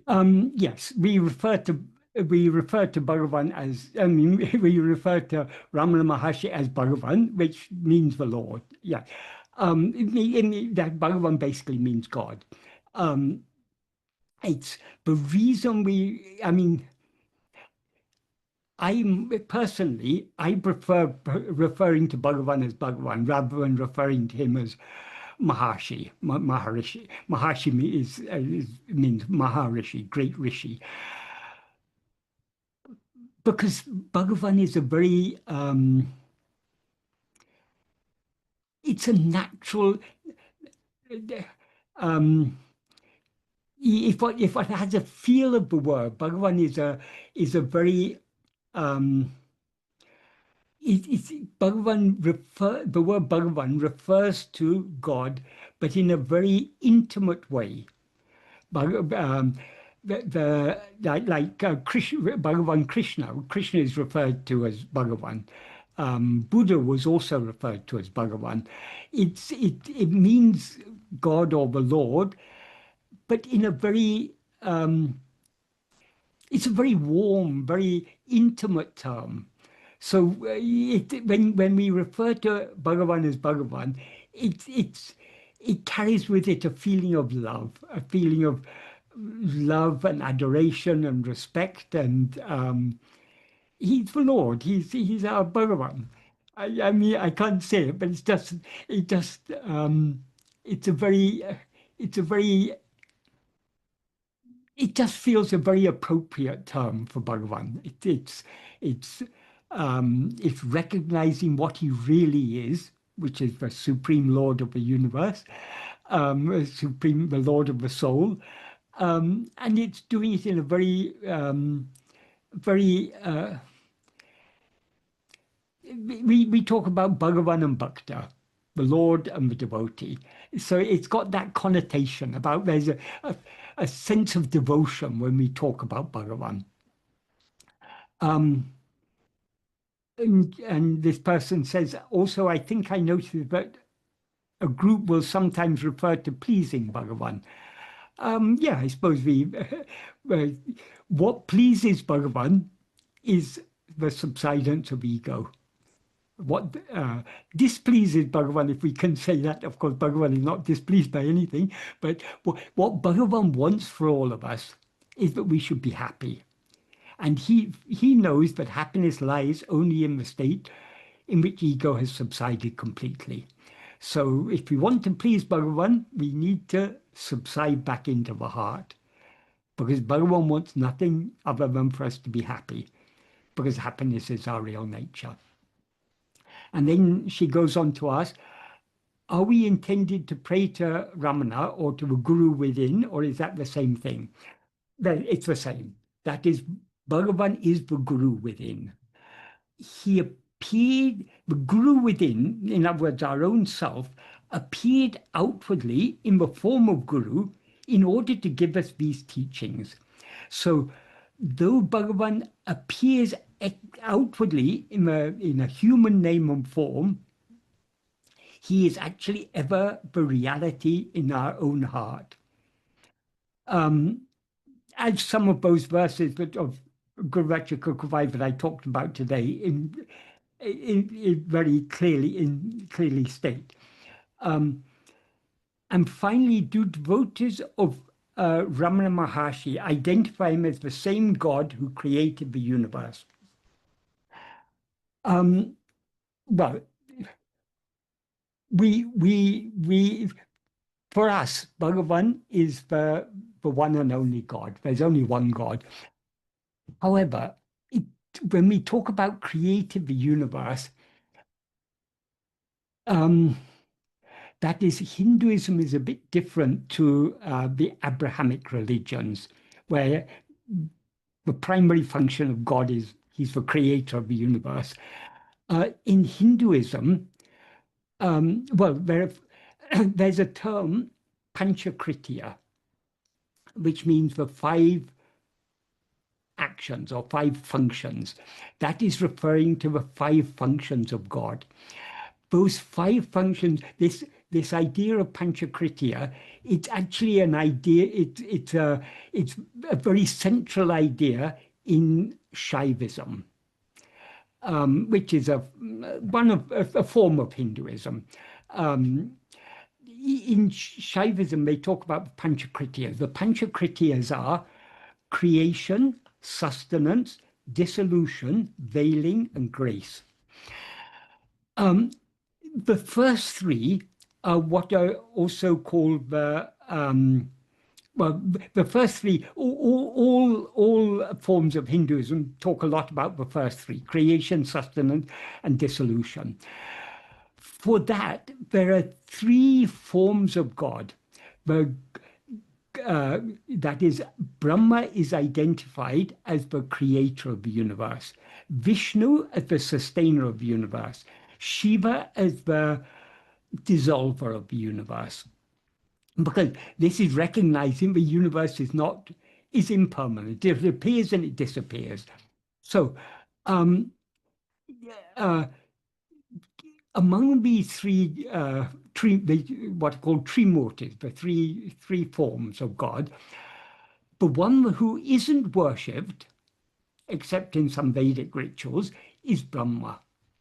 So that is, creation doesn't feature very highly in the functions of God, because the name and form of God who's responsible for creation is not even worshipped. The 2 forms of God, among these Trimurtis, the 2 who are worshipped are Vishnu and Shiva. Vishnu is the sustainer. Shiva is the one who brings about the dissolution. The reason why in Shaivism they talk about 2 more divine functions, namely veiling and grace, is these the creation, sustenance, and dissolution of the universe occur only in the state of ignorance. So if we weren't under the veil of ignorance, there would be no creation, sustenance, and dissolution. So in terms of, in theistic terms, we can say that what is veiled, God veils himself. By veiling himself, he's able to play this creation, sustenance, and dissolution. All this these three functions of creation, sustenance, and dissolution go on because God has concealed himself. If we knew God as he actually is, there would be no creation, sustenance, and dissolution. From an Advaitic point of view, God is nothing but our own self. So the veiling of God means the veiling of our real nature, veiling of what we actually are.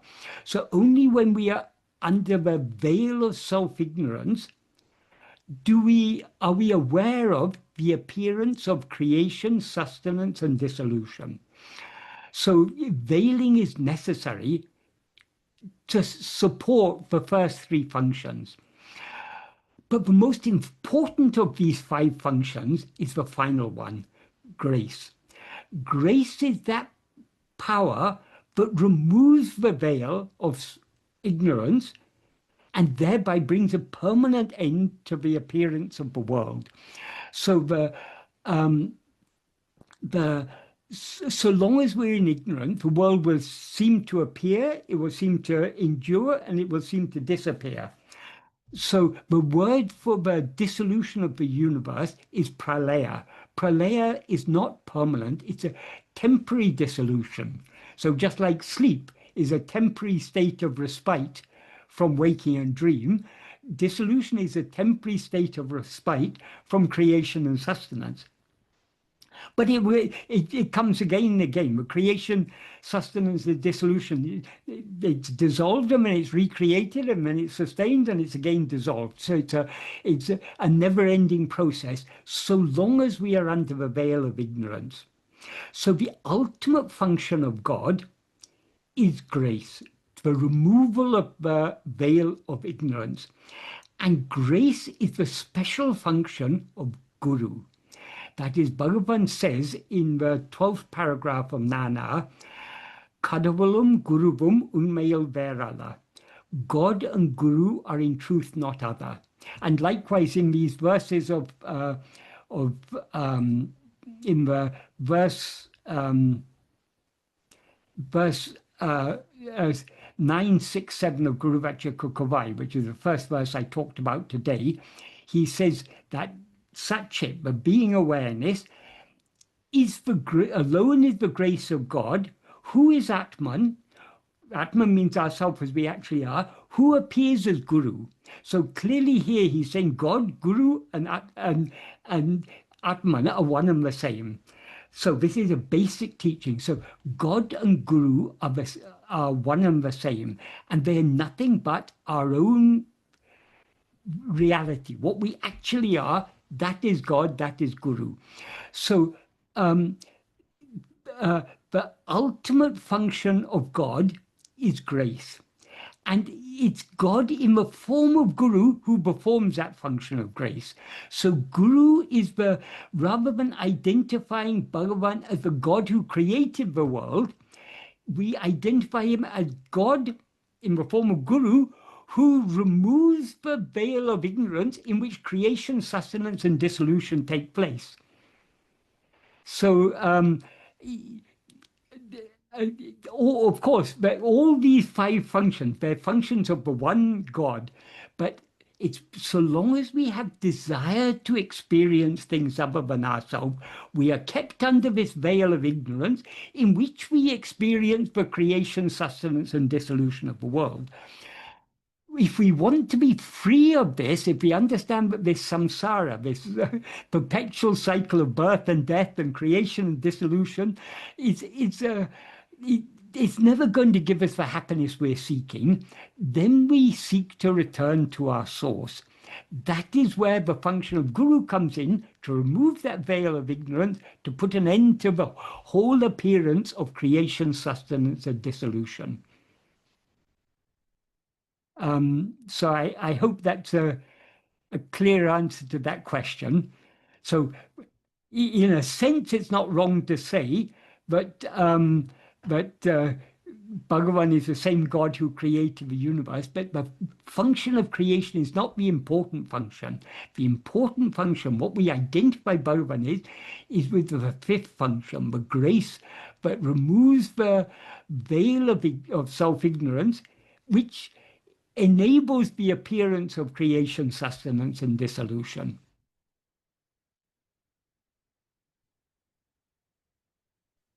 So the question is, in the paramount importance of self-attention, it is recorded under the date 4th January 1978 that Sadhu Om said, Christ, Buddha, Shankara, Ramakrishna and others were all great jnanis, but outwardly they roamed about arguing, teaching, and founding religions, whereas Bhagavan is just jnana itself, so he just kept quiet. My question is, did Ramakrishna also roam about arguing, teaching, and founding religions? Thank you. Okay. Firstly, about the paramount importance, it is, I can't say that this is exactly what Sadhu Om said. That is, this is what I recorded, or I recorded very brief notes and I developed the notes a little. This is so it's not, I can't vouch for the fact that Sadhu Om said exactly this, but something to this effect. Regarding Ramakrishna, no, Ramakrishna didn't, well, Christ and Buddha, both according to the way their followers take it, they founded religions. Definitely, they went around preaching. Shankara also went around arguing with arguing against other interpretations of Upanishads and so on and so forth. So, but I think what all these four and many other jnanis have in common, they were proactive in their teaching. That is, Ramakrishna, if you read the Gospel of Ramakrishna, we can see he's very proactive in his teaching.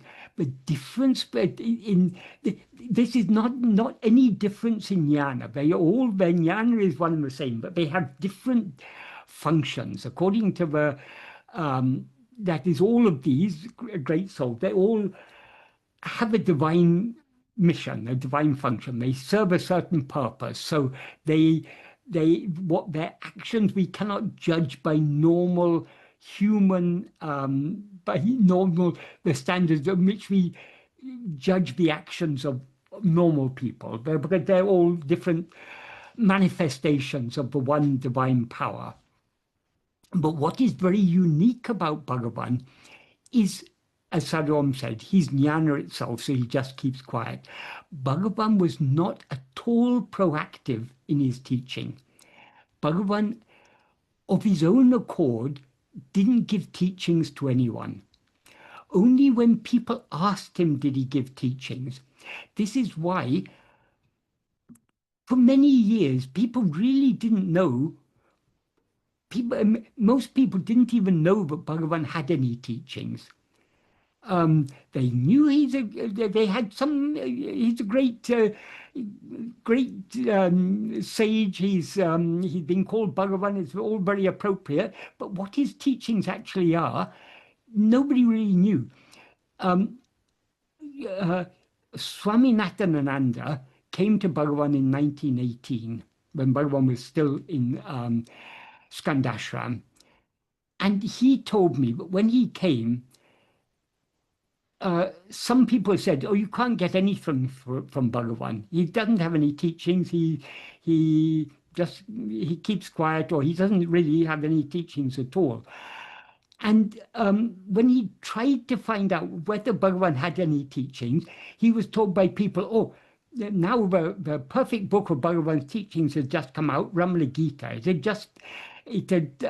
Those were questions and answers that were asked by Kavyaganta and his followers in 1917. And at about the time that, or soon after Natyanananda came in 1918, Ramana Gita was published. But Ramana Gita is in Sanskrit. Natyanananda didn't know Sanskrit. So he asked Bhagavan, and Bhagavan told him it's nothing. It's not really, they had their own agenda. They wanted to get my approval for their ideas. I tried to pull them up. They tried to pull me down. But neither of us succeeded, because I'm not going to budge from my position. They're not going to budge from their position, or something. I mean, he didn't exactly say it in those words, but he said, rather than taking it as a defeat that they didn't achieve their aim of getting my approval for their ideas, Tavyaganta wrote this Ramana Gita, in which he recorded some of not all, but some of the discussions that took place. And Bhagavan compared it to an acrobat who's walking on a tightrope and slips. And he does, while falling, he does a double somersault before landing on the net to make it look like it's a feat. That was the analogy Bhagavan used. So people really didn't know what Bhagavan's teachings were. There were some works that Bhagavan had translated. Bhagavan had translated Viveka Chudamani into Tamil prose. He had translated a section of David Kalotram, and he had written most of the 5 hymns by that time. He'd written Aksharam Malai, not all of Navamani Malai, Patikam, Ashtakam, and just before, at about that time, he'd written Pancharatnam in Sanskrit, and later he translated it into Tamil. So these were the only works. Nobody knew about, for example, Nana was not published till 1923. So many people didn't know what Bhagavan's teachings were. It was after Nana was published that everyone, people were very happy to see such a recording of actual teachings given by Bhagavan. And Bhagavan himself later rewrote the question and answers in the form of an essay. And when Murugana came, from Murugana, Bhagavan first wrote Anma-vichara and Upadesha. They were both written about the same month, in April 1927. And in July to August 1928, he wrote Uludunapadu. So then only people started to understand what Bhagavan's teachings actually were. The reason people didn't know what Bhagavan's teachings were, Bhagavan has no intention to give teachings to anyone, because in his view, everything is perfect as it is. It's because it's only in response to people's questions that Bhagavan to give answers. And the answers he gives are according to the questions. So it's suited to the questions. So the answers he gave in Ramana Gita were the answers that were suited to the questions that were asked to him. So what is particularly valuable about Nana was because Shiva Prakasham Pillai happened to be so attuned to the teachings that Bhagavan came to this world to give, but he asked the right questions and got the right answers. Likewise, Murugana was fully attuned to Bhagavan, so he got such useful teachings from him. So we know about Bhagavan's teachings only because of these people who asked the appropriate questions and got the appropriate answers. So Bhagavan is not at all proactive, whereas generally most of the other famous jnani, people like Christ and Buddha and Shankara and Ramakrishna, they were proactive in their teaching. I think that is the point Sadhu Om is making there. So in which sense Ramakrishna was proactive? It is not clear. If you read the Gospel of Ramakrishna, you just see his style is very different to Bhagavan's. It's a matter of style rather than anything. Because to me they look similar. Their face and their expression is all. There's a lot of similarities. There's a lot of similarities, yes, but there's also differences, different personality, different style. It's all on the surface, of course. Underneath, it's the same jnana. But if you read the Gospel of Ramakrishna, you can see how proactive he is. He's not exactly going out and preaching, but he used to. I don't know, it's difficult to say, but if you read the Gospel of Ramakrishna, you'll find that his style of teaching is very different to Bhagavan's. Bhagavan just keeps quiet. Unless he's asked a question, he doesn't give any teachings of his own accord. Could you talk about how to become conscious of consciousness, as Ramana states? We are always conscious of consciousness. That the nature of consciousness is to be conscious of itself. The problem is we are now conscious of ourselves as something other than what we actually are. So all that we need to do is to remove the false consciousness, the mistaken consciousness, the consciousness, I am this body, and the underlying reality, the pure consciousness I am, will reveal itself. Bhagavan often used to say, jnana is not a new knowledge to be attained. If it were something to be newly attained, whatever is newly attained will always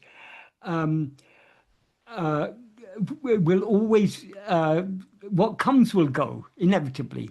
So we are not seeking anything that is not always ever existent. Ever, not only is it is jnana or consciousness ever existing, it's also ever shining. So we always know I am. There's nothing more to know than to know I am. The problem is that instead of just knowing I am, we have superimposed on that fundamental awareness I am a false identification as I am this person, I am this body. And because we thereby limit ourselves as if we were some finite creature, we become aware of the seeming existence of other things. Only, as Bhagavan says in verse 4 of Vulujanapatu, if oneself is a form, the world and God will be likewise. If oneself is not a form, who can see their forms and how? We experience ourselves as a form, as a person, as a body, in waking and dream. And consequently, we're aware of so many other forms. In sleep, we are not aware of ourselves as a form, and therefore we are not aware of any other forms. So it's not some new thing we need to know. We just need to be aware of ourselves as we actually are. We're always aware of ourselves, but because of the mistaken awareness, I am this body, we need to remove this false awareness.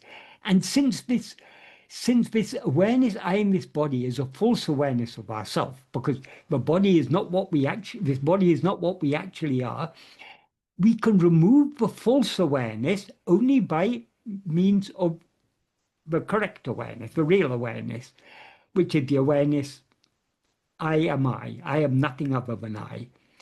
So we shouldn't think that awareness or consciousness is some new thing to be known. It's what we ever know, but we just need to remove the superimposition of the false identity. I am this body. I am this person.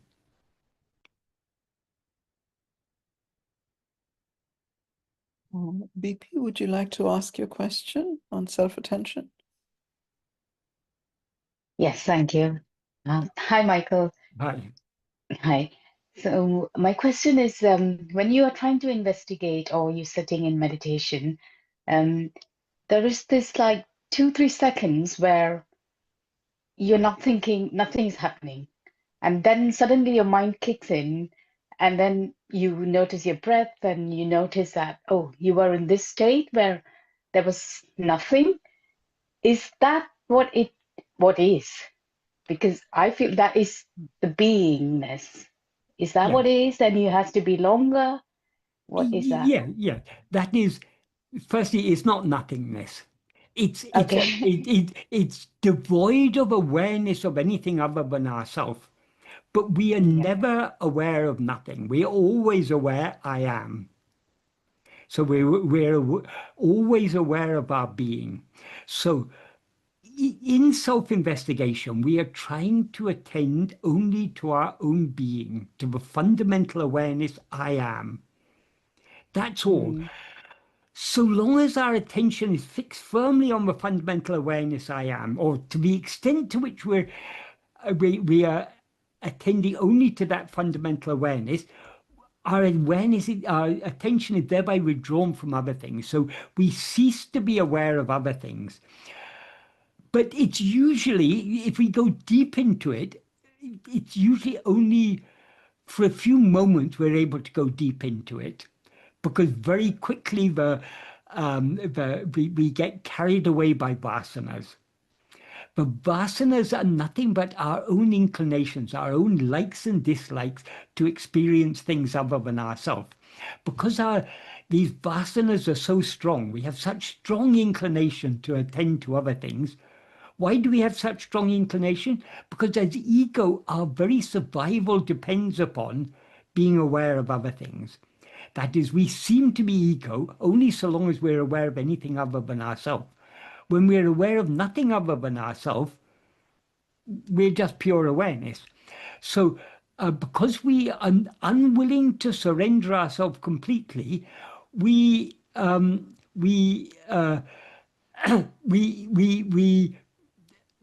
rebel, so to speak, against the self-attentiveness that we're trying to hold on to.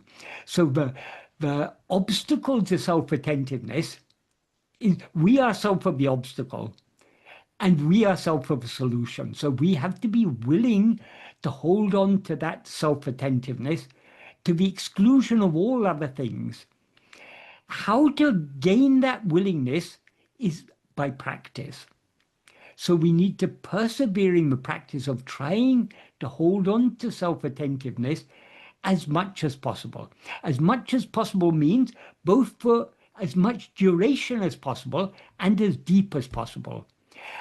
It is with practice, we'll be able to hold on to the self-attentiveness we'll be able to hold on to an underlying self-attentiveness in the midst of other activities.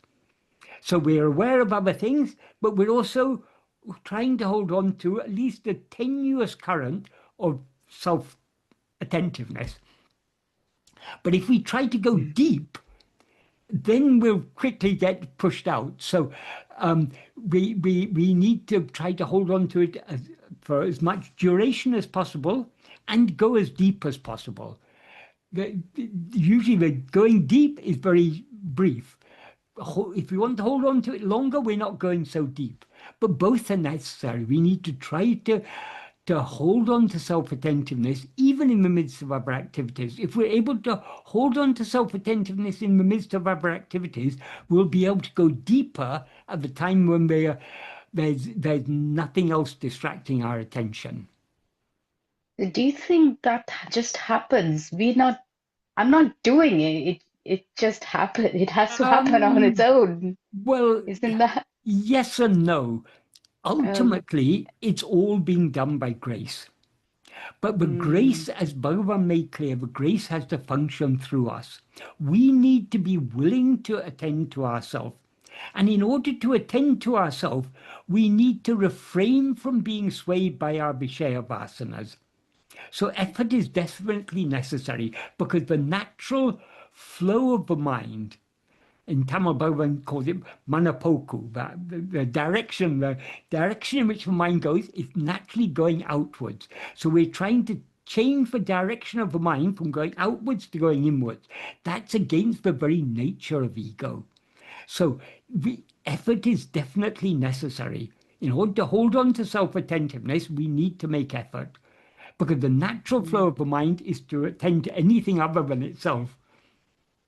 So effort is necessary, but ultimately, even that effort we are making, that we seem to be making is grace working through us. So it's not a matter of effort or grace. Whatever effort we make is because of his grace. Even the liking to make effort to hold on to self-attentiveness is his grace. So ultimately, everything is done by grace.